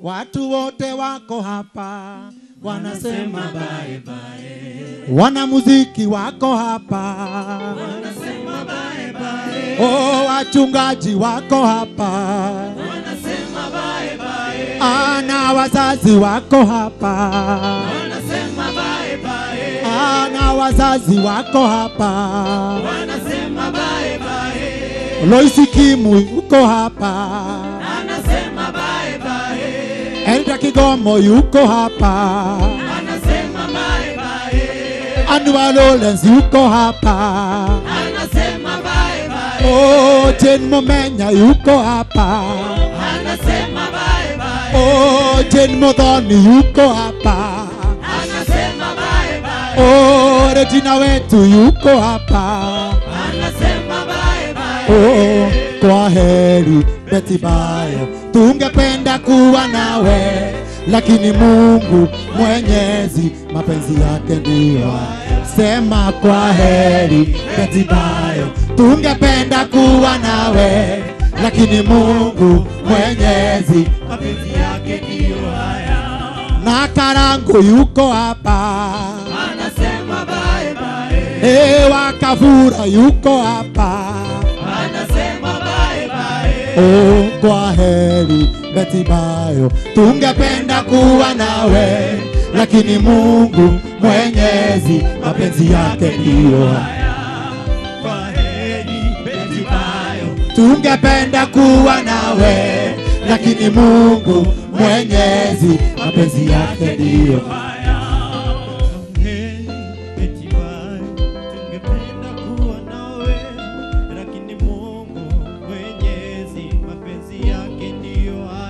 Oh, na wazazi wako hapa wanasema bye bye. Oh, na Gitao yuko hapa anasema bye bye. Oh, na Kanyare yuko hapa anasema bye bye. Ana Sky yuko hapa anasema bye bye. Oh, na Dani yuko hapa anasema tuseme kwaheri. Tungependa kuwa nawe, lakini Mungu Mwenyezi mapenzi yake ndiyo haya. sema kwaheri. Hatimaye Tungependa kuwa nawe, lakini Mungu Mwenyezi mapenzi yake ndiyo haya. Viongozi wako hapa Wanasema bye bye, wafanya biashara wako hapa wanasema bye bye, mashabiki wako hapa wanasema bye bye, wanamuziki tuko hapa wanasema bye bye, watangazaji wako hapa wanasema bye bye, content creators wako hapa wanasema bye bye. kwaheri. Hatimaye tungependa kuwa nawe, lakini Mungu Mwenyezi Mapenzi yake ndiyo haya. kwaheri. Hatimaye tungependa kuwa nawe, lakini Mungu Mwenyezi mapenzi yake ndiyo haya. Kwaheri. Hatimaye tungependa kuwa nawe, lakini Mungu Mwenyezi Mapenzi yake ndiyo haya. Tuwapigie makofi wanamuziki. Kwaheri Betibayo, tungependa kuwa nawe, lakini Mungu Mwenyezi mapenzi yake ndiyo haya. Tuseme kwaheri. Nataka kuona mkono wako. Kwaheri Betibayo, tungependa kuwa nawe, lakini Mungu mwenye mapenzi yake ndiyo.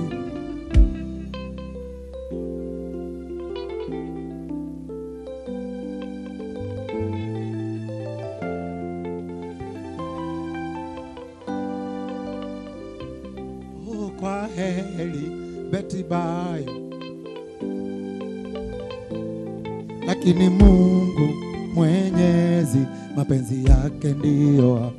Oh, kwaheri Betibayo, tungependa kuwa nawe, lakini Mungu Mwenyezi mapenzi yake ndiyo. Asante sana.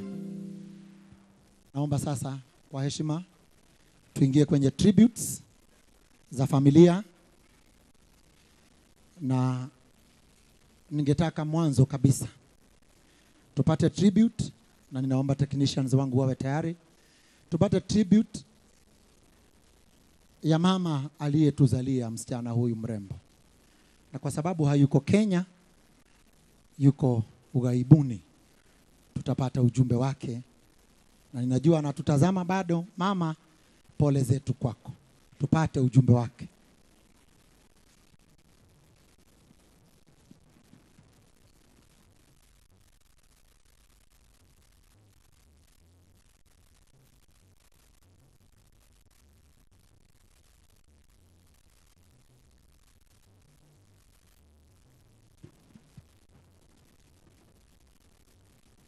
Patie volume tafadhali. Tutaangalia kwenye runinga kama kuna runinga iko karibu na wewe. My name's Joyce Bogwa, and I love the Lord as my personal Savior. I am the mother of Betty Bayo, and I want to give tributes to her.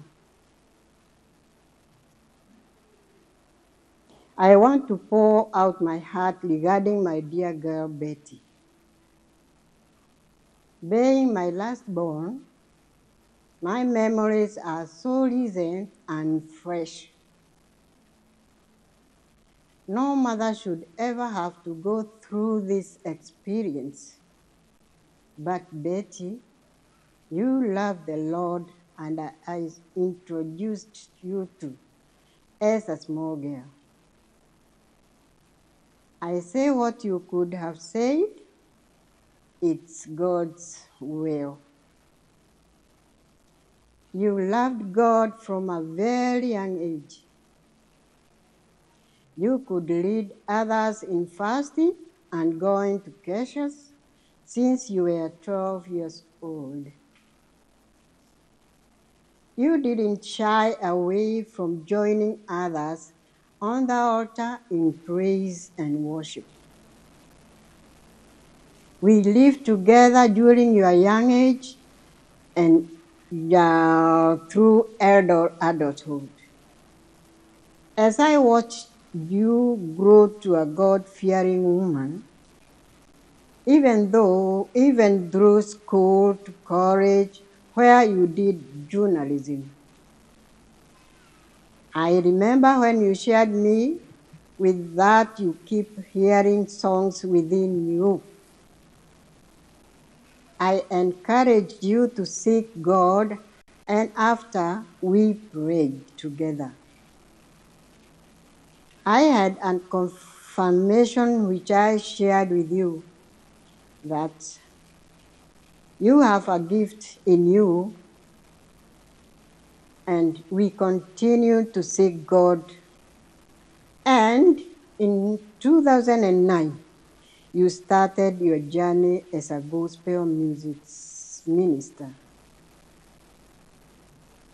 God confirmed your gifts and ministry by blessing your journey in Namanse and making you a voice to the world. When you got blessed, you insisted that I rest and you let take over because you were able to provide for me. You took me from the village to Runda Estate, where I lived with you until I personally requested you to let me go home. You hesitated to let me go, but we finally agreed on it. You didn't stop there, but you built a modern home for me to make sure my life was comfortable. Down the line, you suggested that you wanted me to travel to America, where I'm currently located. Your life may have been short, but you beautified my life more than I could ever imagine. I know even in your grave, you are still concerned about me. My love for you never changed, whether in life or death.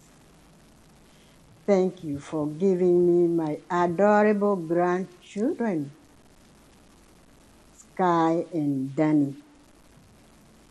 To you, Sky and Danny, you may not replace your mom's spot in my heart, but when I see you, I remember her.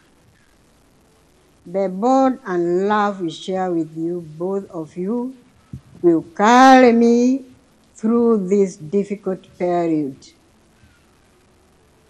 Please remember that Grandma loves you beyond what words can express. Go well, my dear Betty, forever in my heart. Appreciate mom kwa makofi. Inua mikono yako miwili. By faith, inua mikono yako miwili. Inua mikono yako miwili kwa imani. Kama kanisa, sema neno moja juu ya mamake Betty. Ako mbali, hayuko na sisi. It is not easy. Hata kama Wakenya wenzetu wako pale, lazima anaumia zaidi. Hebu muombee neema ya Bwana. Muombee, it is not easy. This was not the plan of God, ya kwamba wazazi wazike watoto wao. It was vice versa. Lakini kwa sababu imefanyika, tunaomba Mungu ampe neema, ampe amani na aponye moyo wake. Katika jina la Yesu Kristo tumeomba na kuamini. Tuseme amen. Naomba tuende kwenye tribute ya pili ya ndugu zake Betty, na itasomwa na Charles Gatimu. Tafadhali bwana Charles Gatimu, njoo ili uweze kusoma a tribute ya brothers hao wawili, naomba mje tu, wapeni njia. Nitaomba pia Irene ambaye atasoma on behalf of sisters awe tayari, naye Joyce on behalf of nieces atatusomea tribute hiyo ili twende tukimalizia mambo ya familia. Naomba tuunganishe mikono yetu tena, tuwakaribishe ndugu zake Bayo wafanye tribute yao. Mungu awabariki.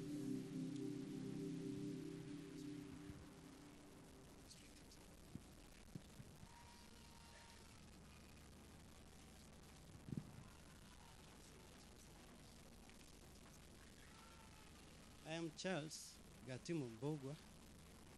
I read the tribute on behalf of my brothers here. Hello, our sister Bayo. This should be yet another day that we should be spending with you. We should be having fun, engaging in conversation about stuff, and even arguing over everything we do under the sun. But you remain silent today.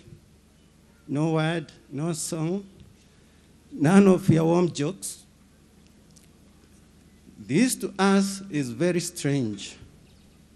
We are so heartbroken on your demise. To many, you are a gifted gospel musician and a voice of hope. To us, you are our last born sister, warm, vibrant, jovial, and full of life. Your journey wasn't always easy, but if courage was a person, her name is Betty Bayo. We as family, we were blessed to know the real Betty, the one who loved loudly, cared deeply, and always articulate. In miraculous ways, you were able to hold each one of us and keep us united in your little ways. We are grateful to God for your life and the family that God gave you. Thank you for loving us, for your inspiration and great honor you have brought to our family. We will miss you for everything you have become, not forgetting your pet name in the family, Nimori. Once again, we are heartbroken. We have not yet understood why you did not stay with us some longer. We had hoped that you will fight the health challenges with courage and emerge victorious, as you have always done. But we realized that this time you took the last bow. Though it appeared to us like an impossibility, it is slowly dawning on us that you have left us, not to return back to the family. We love you so much. We miss you, our beautiful sister. We hope to meet you again in the land beyond the river. Tilda and dear sister, rest in peace. Your brothers. Tuwapigie makofi. Asanteni sana pia kwa Mungu kuwapa nguvu. Nyoosheni mikono kama ilivyo kawaida yetu. Sema neno la neema, neno la amani kwao. Waombeeni tu wanapoketi. Mungu awape amani, aponye mioyo, mawazo na mili yenu, na asije hata mmoja akafadhaika. May God make you shine like your sister shined. In Jesus' name we pray. Naomba sasa Irene anayesoma on behalf of the sisters. Please tumkaribishe kwa wimbo wa Bayo.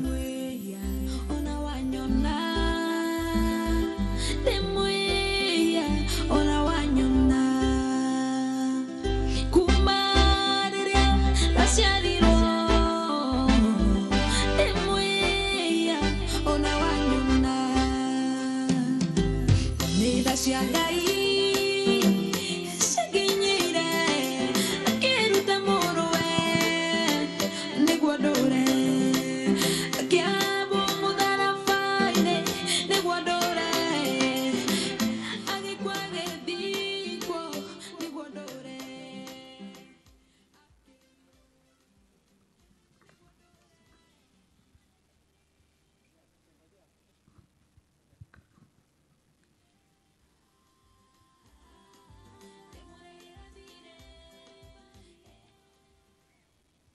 God is good.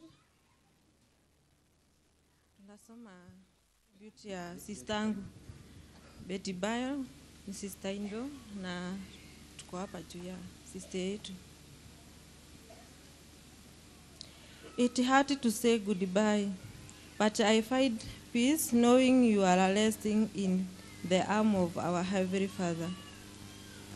You love God deeply, and you reflect that love and prayer. You believed and you stood firm in the faith even in your hardest moment. Now, your race is done, and you have returned home, where there is no more pain, no more tear, joy in His presence.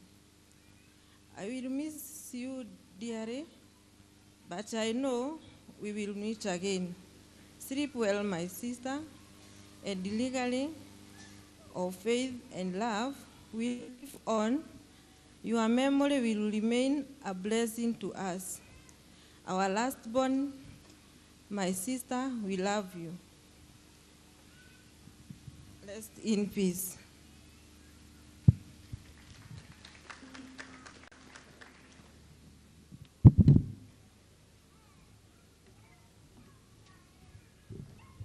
Poleni, I was consulting, tuwapigie makofi.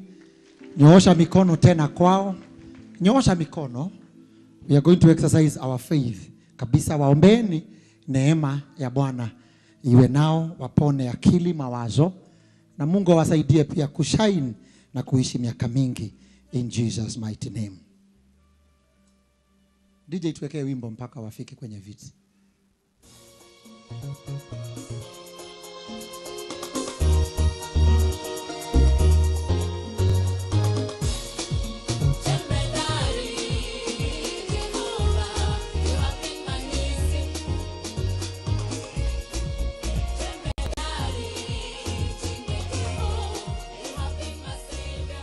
Asanti. Nafasi hii tukiwa kwenye mlengo wa tributes, na pia mtaniwia radhi kwa sababu Betty alikuwa msichana mpana kila wakati, kila mahali. Makanisa mengi, ameenda nchi nyingi, amehubiri vijiji vingi, muziki wake, every song ameproduce, imehit the airwaves, and how we are all seated in this church can show you who Betty was. Aliguza kila mioyo. Ndio maana viongozi wako hapa, maaskofu, senior bishops and archbishops wako hapa, na sisi tulio mfuata kwa mitandao tuko hapa. I know TikTokers wako hapa, waliofanya challenge za nyimbo za Betty. Facebookers, unajua juzi nimefahamishwa Facebookers ni wale wazee kama sisi. Hata ukienda TikTok unaambiwa rudi na huko Facebook. Tumegawanywa. Mheshimiwa Muratha, sijui kama uko pande hiyo ingine ama labda hata tunaenda tukichomolewa. So tuko hapa all ages. In any case, you were slotted for a tribute.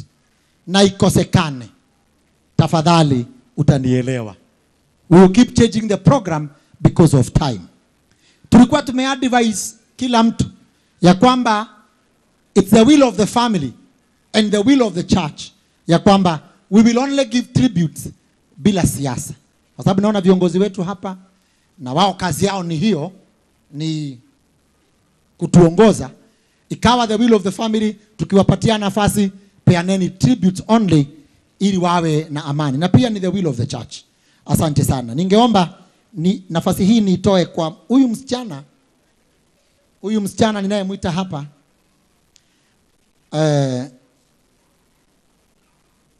Joyce amekuwa na Betty all along.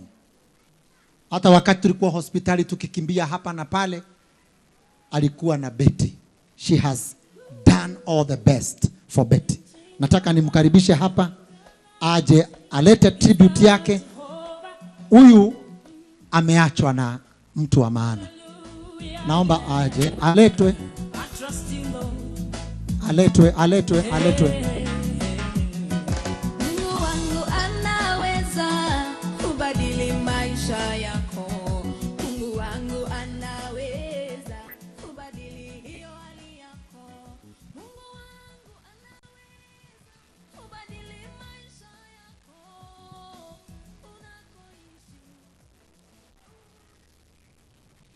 Praise God. My name is Joyce, Betty's niece. Betty brought me into this altar, and I want to thank God for her. I want to read the tribute.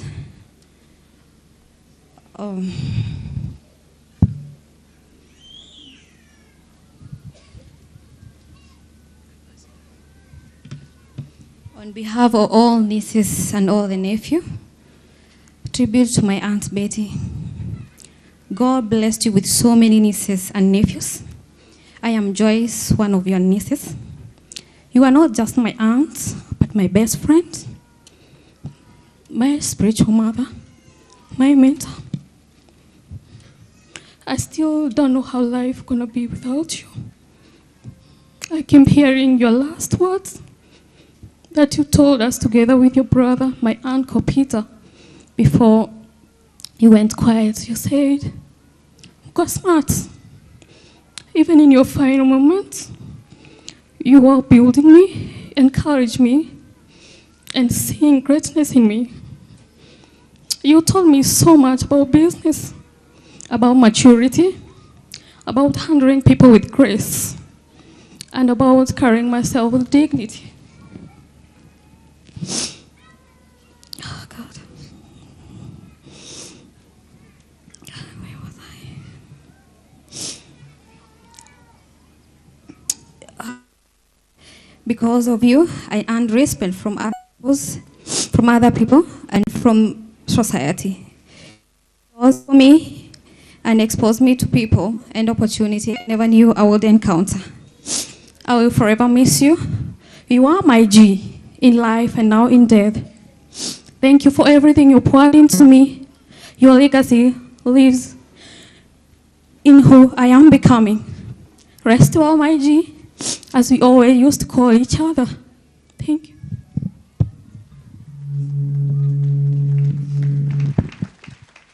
Hata wao wanyoosheeni mikono, tufanye hiyo kazi kwa pamoja.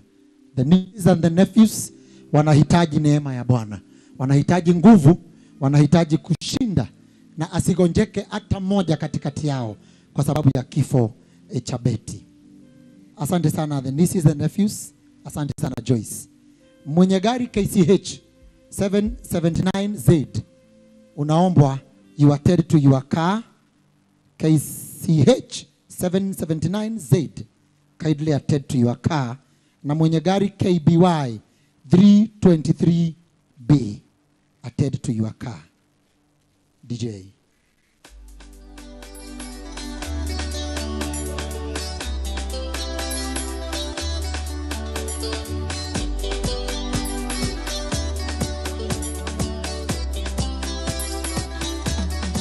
Makofi kwa Yesu. Kuna dawa, hata leo kuna dawa.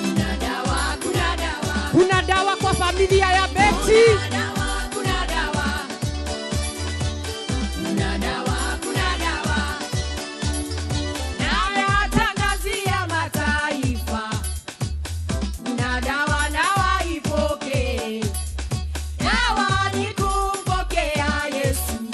Oh, kuna dawa. Naye atangazia mataifa. Kuna dawa na waipokee. Dawa ni kumpokea Yesu. Oh, kuna dawa. Eti kuna nini? Kuna dawa. Wacha niwasie. Kuna dawa, kuna dawa. Ngoje leo. Kuna dawa, kuna dawa. Kuna dawa. Kuna dawa, kuna dawa. Naitangaza dawa. Kuna dawa, kuna dawa. Haleluya. Kuna dawa, kuna dawa. Dawa, dawa, dawa. Kuna dawa, kuna dawa. Asante Yesu. God bless you. Tumpigie Esther Wahome makofi mazuri. Msanii tajika na bado amekuwa rafiki ya Betty kwa miaka mingi. Asante Esther kwa kuungana nasi. Naomba sasa the next tribute nimkaribishe baba ya watoto wa Betty, Prophet Kanyari. Tafadhali njoo.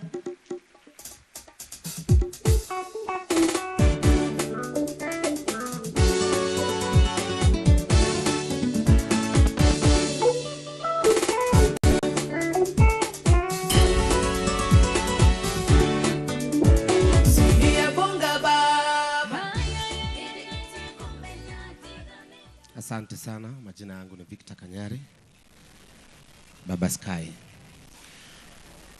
Hii ndio tribute yangu. Today, I honor and remember Mama Sky, the mother of our children, Sky and Danny, a woman whose presence shaped not only their lives, but mine as well.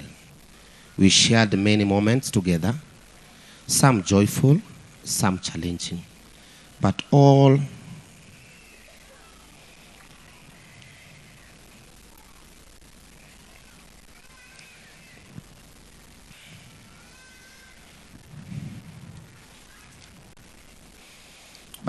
meaningful. She was a woman of kindness, calm, strength. A woman whose love for her children never wavered.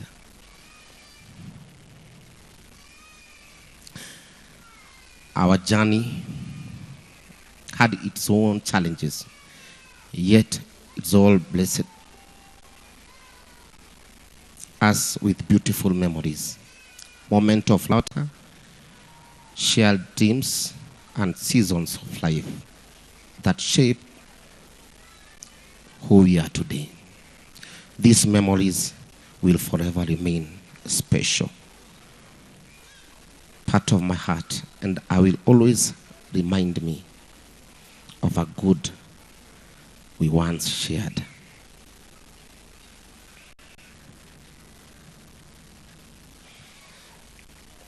Above everything, Betty was a devoted mother. Her care, her warmth, her unwavering commitment to Sky and Danny are a gift they will carry with them throughout their lives.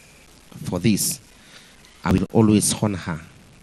I'm grateful for the time we walked together, for the memories we build, and for the legacy she leaves in our children. Thank you for being a good mother.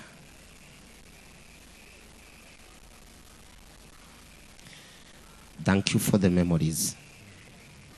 Thank you for the strength, grace you carried. May your soul rest in eternal peace. Your love will continue to shine through our children, Sky and Danny, today and always. God bless you. Appreciate Prophet kwa makofi. Tuinue mikono kama tunavyofanya kwa familia, tumuombe neno moja ya kwamba pia Mungu ampe faraja, ampe amani ya moyo.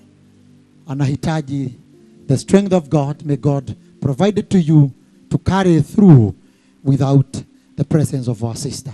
In Jesus' mighty name. Amen, amen. Asante. Ninaona watu wageni wetu wanaendelea kuingia, maaskofu wote walioingia na wachungaji na viongozi na marafiki. Karibuni, tunaendelea na ratiba yetu ya memorial service. Na tulikubaliana kama wanakamati tutapeleka Betty pole pole. Hatuna haraka. Hatuna haraka. Kwa hivyo hata kama itakuwa usiku tutaendelea tu kwa sababu tulimpenda dada yetu. Kwa sasa nafasi hii nataka niitoe kwa anayesoma tribute ya watoto. Nafasi hii ninaitoa kwa anayesoma tribute ya watoto. I don't know how it is, Joyce. Johnny.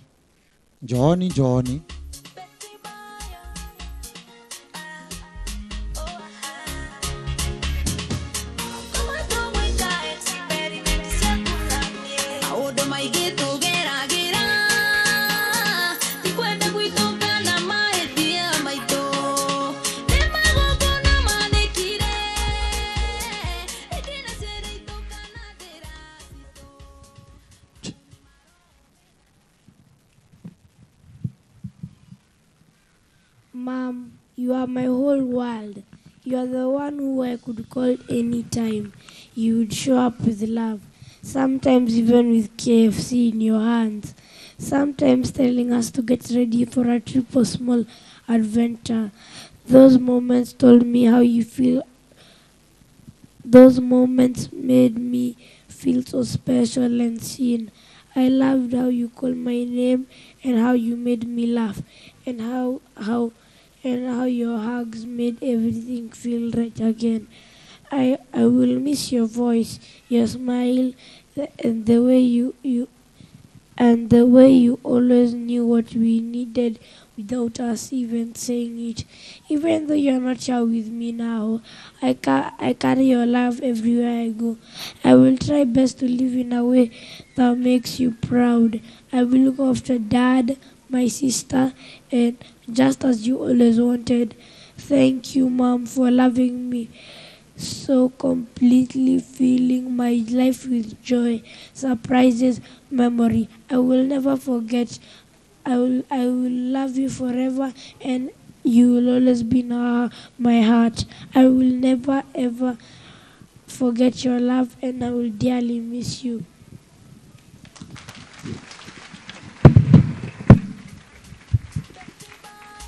Inua mikono yako. Watoto hawa wanahitaji nguvu kuliko mtu mwingine yeyote. Wanahitaji nguvu kuliko mtu mwingine yeyote. Nyoosha mikono yako kwa hawa watoto. They might not know really exactly what is happening, but they need God. They need God.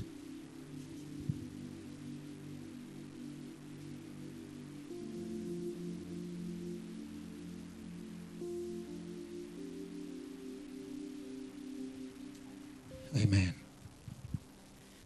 Sasa nafasi iliyokuwa ya mwisho kwa familia ni aliye na tribute ya bwana yake Betty. Sky yako na yake. A minute. Sky yako na tribute yake. Please mlete. Do all what you can. Start behind her. Weka wimbo. Sorry for that mishap.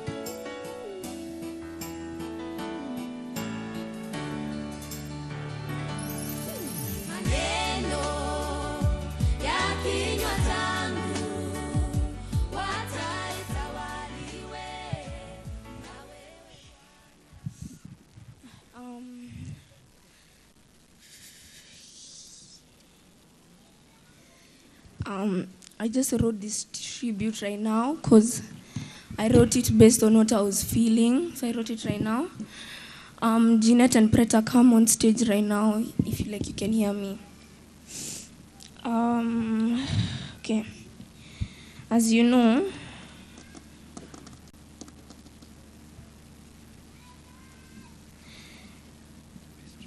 today is my mother's memorial. I don't want to turn today into a sad day because today is a day to remember all our beautiful moments with her. Today I just want to talk about the most cherished moments I have with her. Just like any mother and daughter relationship, fights and misunderstandings are common. Sometimes she used to make me so angry to the point I question her love for me. But fights come and go, and when they do go, my mom turns into the most happiest and funniest person around. For those who don't know, my mom is an awesome storyteller. One of her best features, she can make you sit and listen to her stories for hours. I used to tell her my stories also, all of my dreams and what I want to become. She used to support all of them, even though I sounded unrealistic at times. She didn't care. She used to never listen. She used to tell me to never listen to what the haters said, and to always be confident. All funny content you see me doing online and was all her amazing plan. She was always the woman behind the camera shouting words of encouragement. It's sad to think about the fact that I won't experience that anymore. And not to mention, she was the one who brought me up in Christ. She used to pray for hours and since the early age of 6, I joined her, curious of what she was speaking to God about for hours. I know most kids don't like watching Bible stories. They're only interested in cartoons, but I love reading and studying the Bible, and I'm really genuine with that. The day the news was broken to me, I didn't even cry. I thought everyone was pranking me. I was like, joke's over, when will I see my mom? It soon hit me when I saw the sad, worried faces of everyone looking at me. I was weak, pale, and I didn't even want to eat. I was brought to a room to see her for the last time. I felt like my world was crashing down. Seeing your mother's lifeless body on a hospital bed, still sweating because she was fighting for her life. The day before she died, I remember praying so many times. I also fasted. I did so many things. And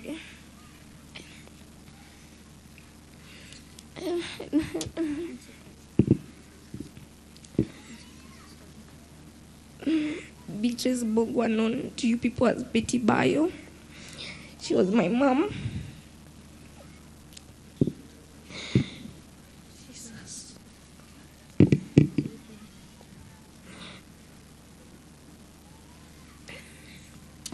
My mom, my best friend, a comforter, idol, role model, and so much more. It would take me days to list. It's sad to me.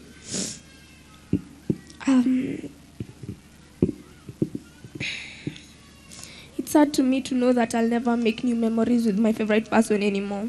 But I do promise her that I'll make her proud. Thank you.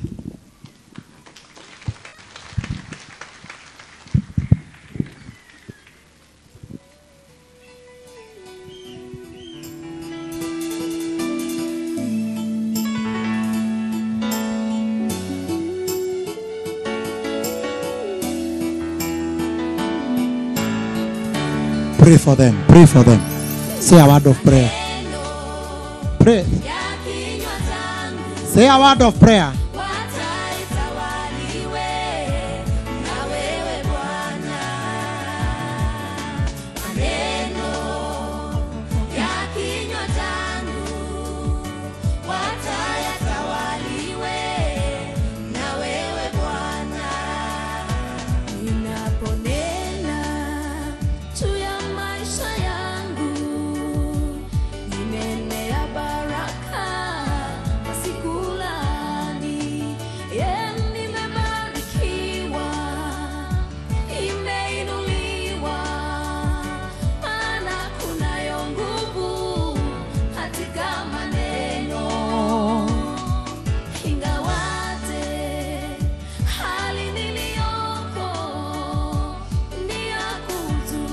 Ombea watoto.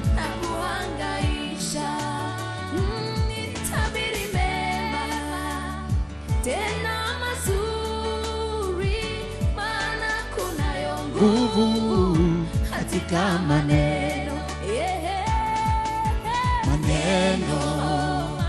ya kinywa changu, wacha yatawaliwe. Asante.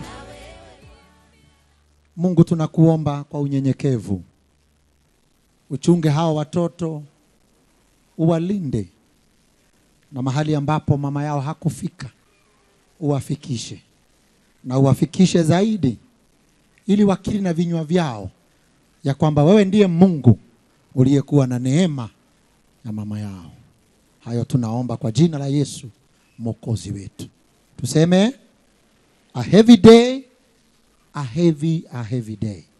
Sasa naomba nafasi hii niitoe kwa mume wake Betty, ambaye wale wa age ndogo wanamuita Tash, lakini ni Mr. Gitau. Aletwe polepole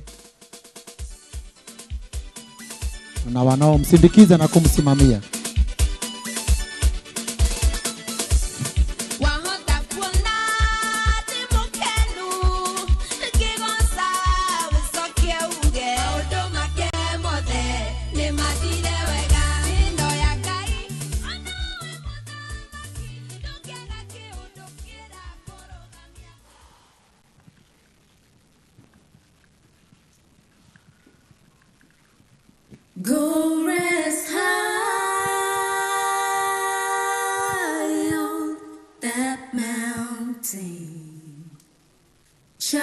your work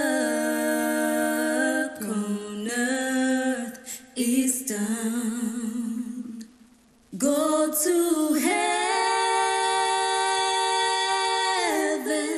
a shouting love for the Father and the Son. Go rest high on that mountain, child. Your work on earth is done. Go to heaven a shouting love for the Father and the Son. Go to heaven a shouting. Go to heaven a shouting. Go to heaven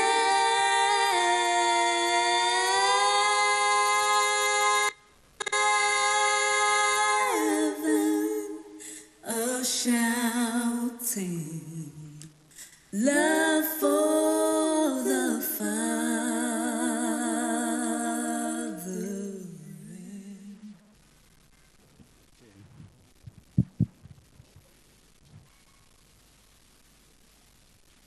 Praise God, church.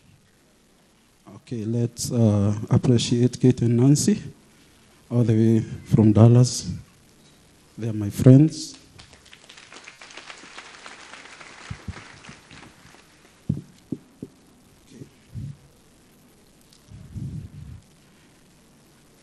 I'm Hiram Gitao Mudhoni, husband to Betty Bayo. And I want to take this opportunity, first of all, to thank you all for your support and prayers. It's not an easy thing for what happened. And we really need your prayers. That's the only request I have from you guys.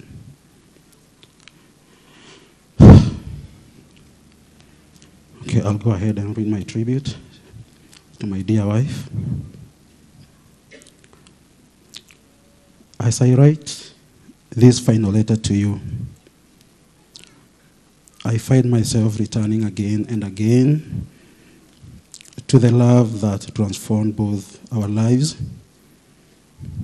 Ours was not just love, it was a turning point, a divine interruption, an expected gift, and a second chance that God placed gently in our hands.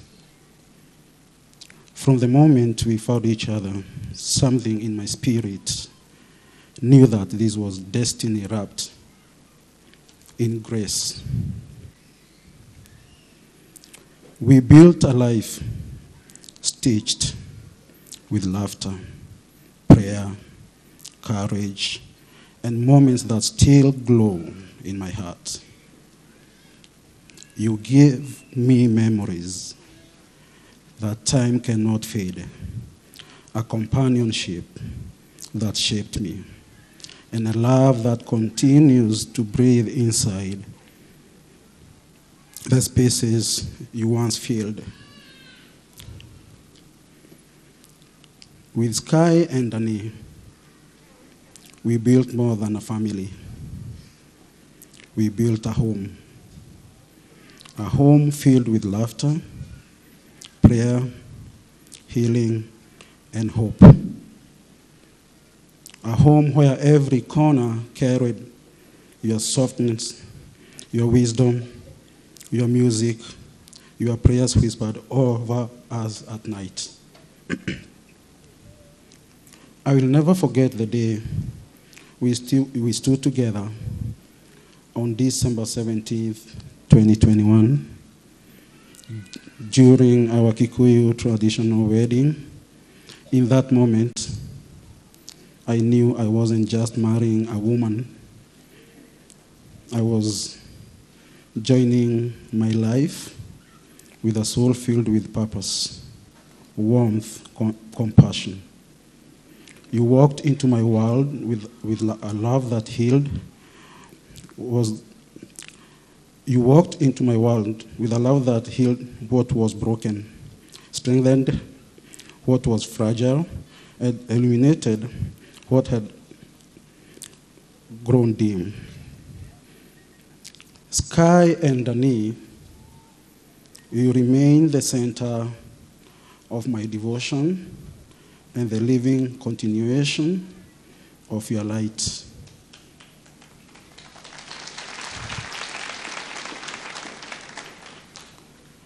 Everything you dreamed for them. Everything you dreamed for them. Everything you instilled in them, I will honor. They will be loved fiercely, protected always. Nothing they desire, nothing they hope for will go uncommitted or undone.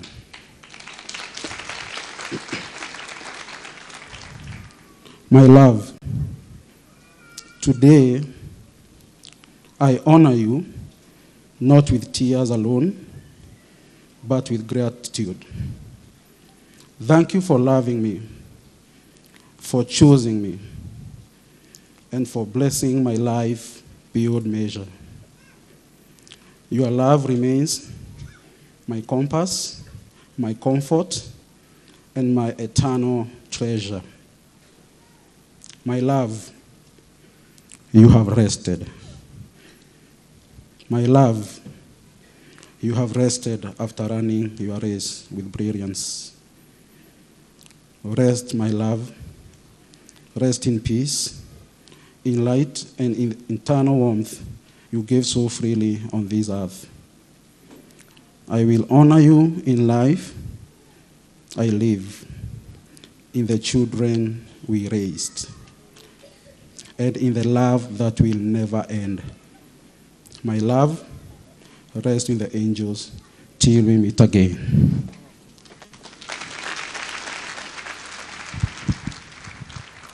Weka wimbo hapo tunapoinua mikono yetu kumwombea ndugu yetu anapoketi. Inua mikono yako juu.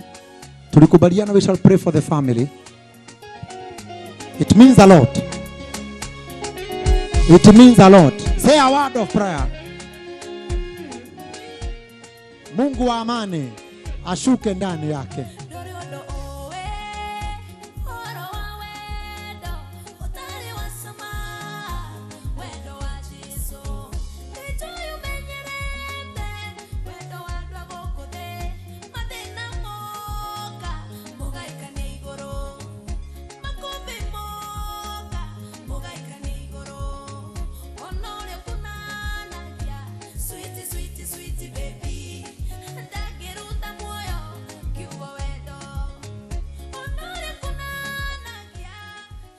Asante sana. Amani iwe na familia yote. Hata ile the extended, kwa sababu we have dealt with the nuclear family. Aunti zake, uncle zake, entire family. Tunawaombea amani. Tuseme amina. Sasa mniruhusu. Najua tuko wengi kama nilivyosema. Ninaona senior bishops, archbishops, media personalities, wasanii, viongozi. Kila mtu yuko hapa. Tutagawana muda huu tukiwa zote.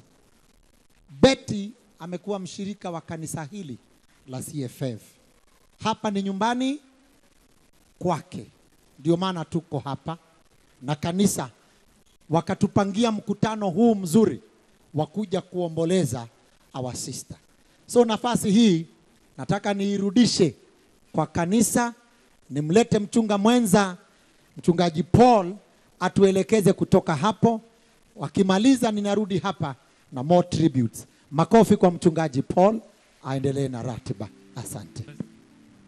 Thank you. God bless you. Tumpigie makofi mazuri. Thank you. Good job. God bless you. Hallelujah.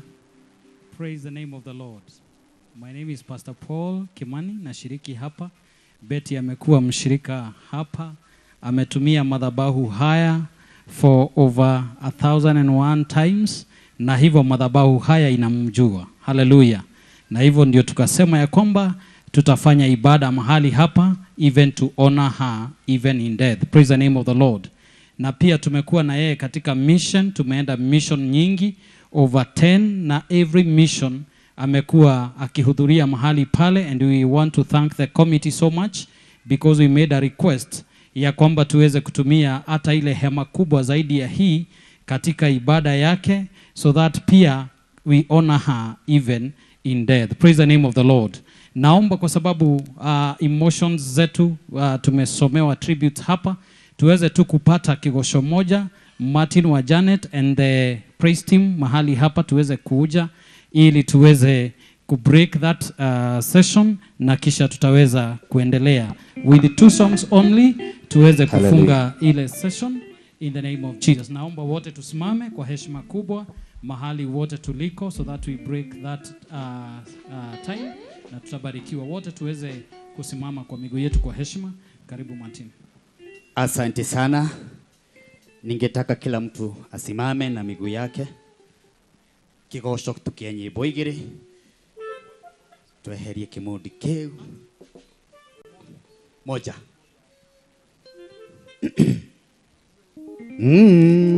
Niĩ nĩngwenda Ngai ũmenyage, nĩngenaga mũno nĩwe, tondũ nĩũnjĩkaga wega. Irio ciakwa iria ndĩaga, ona nguo cia kwĩhumba. Wapi makofi? Inua kila mtu mkono hivi. Yes. Pande hii. Inua. Inua. Inua. Inua. Inua. Inua. Ingehota gũcokeria wega waku Mwathani, ĩno nĩ ndakũhoya ũtũmage wega mũno na ngũiguage. Ingehota gũgũcokeria wega waku Mwathani, ĩno nĩ ndakũhoya ũtũmage wega mũno na ngũiguage. Wapi makofi kila mtu?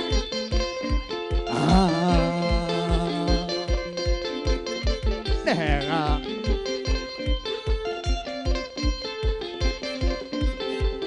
Ye muoyo naguo niwe waheire, aũngĩthengia hinya waku. Ye muoyo naguo niwe waheire, haleluya, ũngĩthengia hinya waku.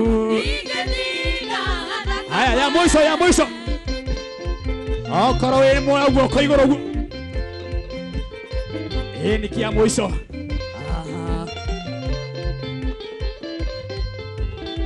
Ingĩhota gũgũcokeria ĩno nĩ ndakũhoya ũtũmage wende mũno na ngũiguage. Tupigie Bwana Yesu shangwe na vigelegele. Amen. Thank you so much. You may be seated. God bless you. God bless you. Tuwapigie makofi. Tuwapigie makofi. Thank you so much. Today bado tunaendelea kuwatangazia kwamba tutakuwa na candle lighting ambayo itafanyika pale nje. Matayarisho yote iko kamili, na hivyo tunauliza ya kwamba usiwe wa haraka wa kuondoka. Kama uko kule nje umesimama, there are ample space ya viti, unachukua tu kiti chako and then you make yourself very much comfortable. Hallelujah. Katika jina la Yesu Kristo. We want also to appreciate and to recognize wale ambao wamefanya hii kazi kuwa a success. It is not only the CFF Church ambayo imefanya hii kazi kuwa as it is. Hallelujah. Tumekuwa na wale committee chair, na uuliza tu kwa heshima waweze kusimama. Committee chair kwa heshima. We want to acknowledge you Nauliza heshima Elda asimame mahali pale, tumpigie makofi mazuri. Elda ametusaidia pale sana sana to make this work a success. God bless you. You may be seated. Your co-chair Ben Githae. We want to acknowledge Ben Githae. Tumpigie makofi mazuri. You've done great. God bless you. God bless you. We also have General Kago. Kwa heshima naomba usimame tu. Ya tumpigie makofi mazuri. He has also been part of this in the name of Jesus. Yeah, thank you Mheshimiwa. Tupigie Mheshimiwa Kuria, Moses Kuria makofi. Even as he gets his seat. Thank you Mheshimiwa. God bless you.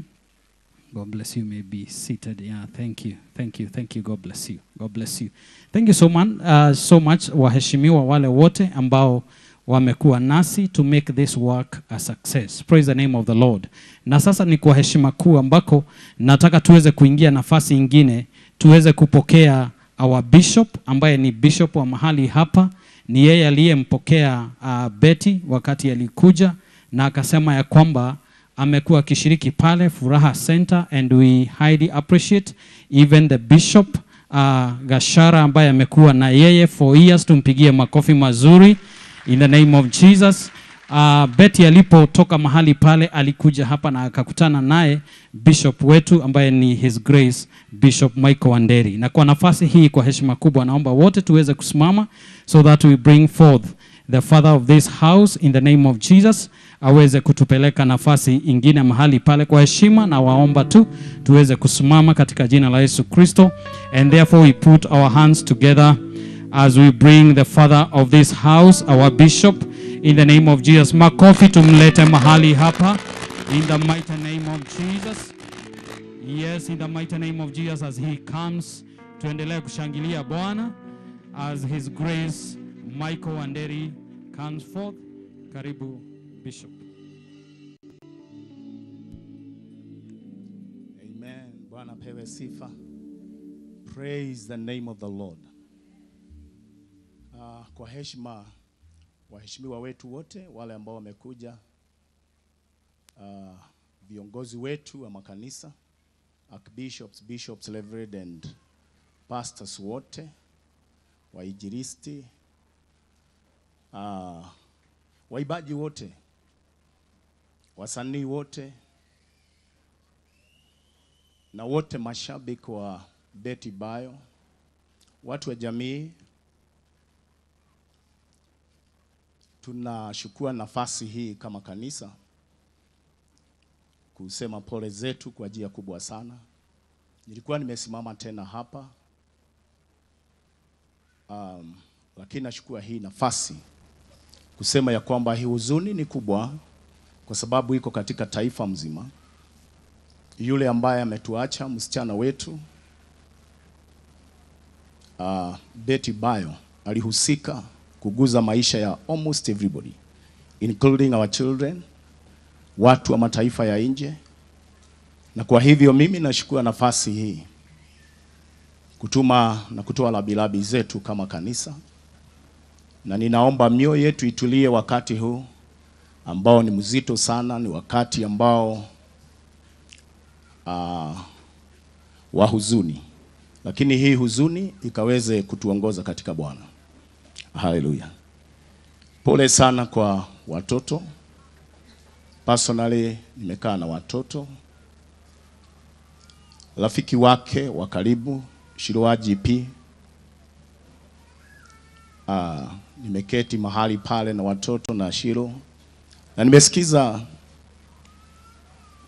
Sky akiniambia ya kwamba mzazi wake ambaye ametuacha Betty Bayo, on a daily basis aliwafundisha scriptures. Every day there was a scripture for them. Every day. Every day. Kwa hivyo hata kama tunahuzunika, tuombee zaidi wale watoto. Tusimame na wao kwa njia yote ile ambao mtu anaweza. Na tunaamini ya kwamba haitakuwa bure. Asante sana komiti tukiongozwa na Chairman Kigomo.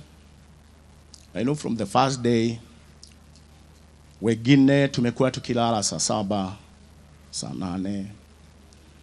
Githae Mungu awabariki sana. Tunashukuru Mungu sana kwa sababu ya komiti mzima.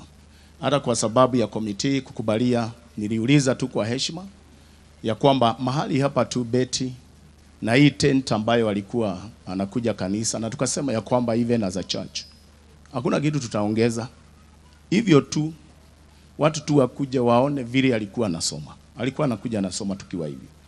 Hakuna kitu tumeongeza kutoka nje. We also thank God kwa sababu ya komiti mzima ikiongozwa na chairman Kegomo. Tuliwauliza kwa heshima kama mnaweza mkafacilitate tenti. Tuko na tenti ingine kubwa zaidi ya hii ambayo huwa ninatumia kwa counties wakati nafanya mikutano in our nation, na Betty Bayo amekuwa part yake. Na kama watu wetu wa media wanaweza wakatuwekea documentary ya like 5 minutes or so, tunaweza tukaona vile alitumika pamoja nasi.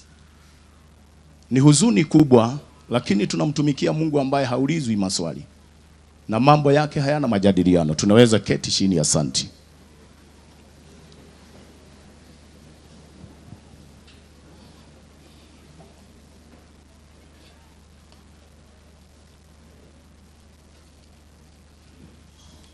Wale ambao wanatazama kwa mitandao, majina yangu ni Bishop Michael Wanderi na niko hapa katika mji wa Kiambu.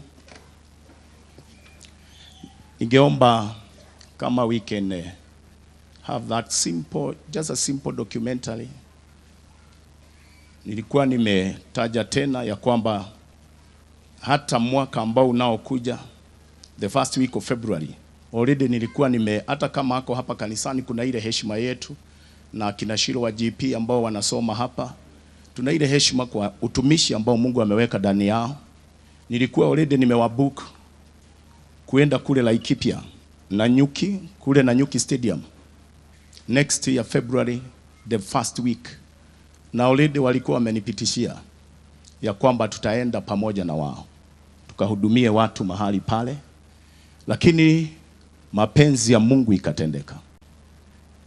Ninaongea hivyo tukigojea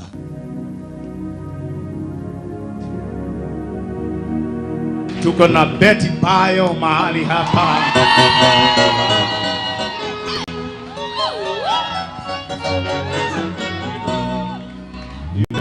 Wakati mwingine nikisikiza nyimbo zile Betty Mungu amekupatia, ile atoshi akwire bise ikikwarerera, naulizanga Mungu alikuwa amekupeleka wapi? Bwana apewe sifa. Praise the name of the Lord. Te Mungu niondolee roho ya udahi.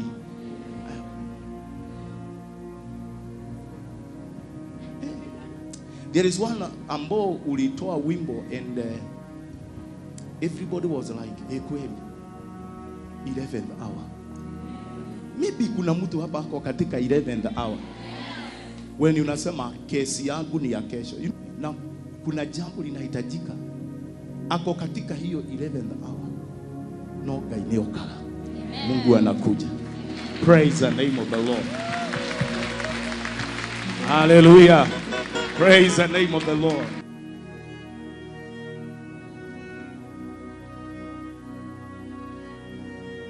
Jifunze kujitabiria mema. Usianze kusema economy ya Kenya iko chini. Wewe jitabirie. Hallelujah. Amen. Mungu aliyelisha Elijah, hata kama mwenyewe alinena juu ya njaa, he the one who prophesied the plague. Amen. Lakini yeye mwenyewe hakukuwa na njaa. Hata kama nchi ya Kenya hata dola ikifika 200 hatutakosa. Mafuta ikifika 500 bado tutaendesha magari. Haleluya. Tutapata funguo. Hatutafungiwa nyumba. Sisi ni wabarikiwa. We do not depend on the economy of the world. We depend on the economy of God. Hallelujah. Shekatayanda. Maneno ya kinywa changu wacha yatawaliwe na wewe Bwana.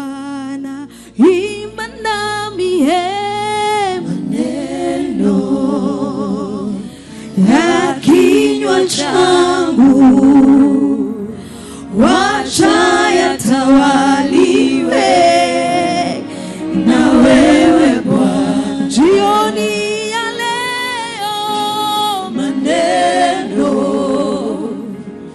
ya kinywa changu wacha yatawaliwe na wewe Bwana.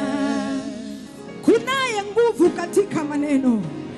Wengine wenyu hata sio shetani aliyowafunga, ni maneno ya kinywa chenu. Maneno munayojinenea kimzaha mzaha.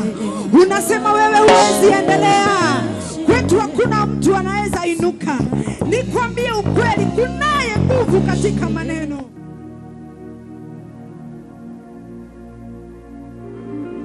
Idetioro agikeno kinene modore tomasegera akeroge dire nadayo dire wakune morehe modo atwere rokonyongo nyodo adire koigeha hakamata na rohoro naga ikoro kaiderero ira era atare modo ke habia huyo mwingine tunafunguliwa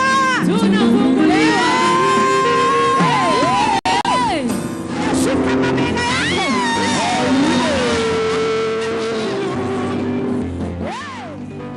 shika mabega yako tutabirie zunguka kidogo zunguka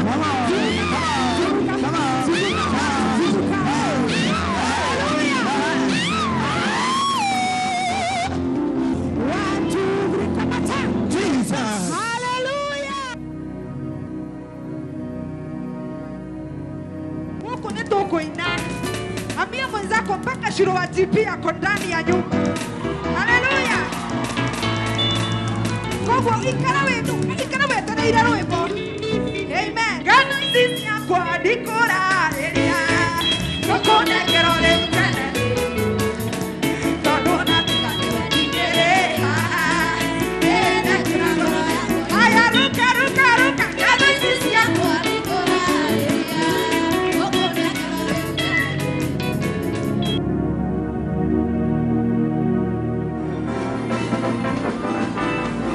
enoti abere kudoera na kuota wana doera ikena kono ke otanera ke doere jova modoere nyana wa otanera kumona aya ruka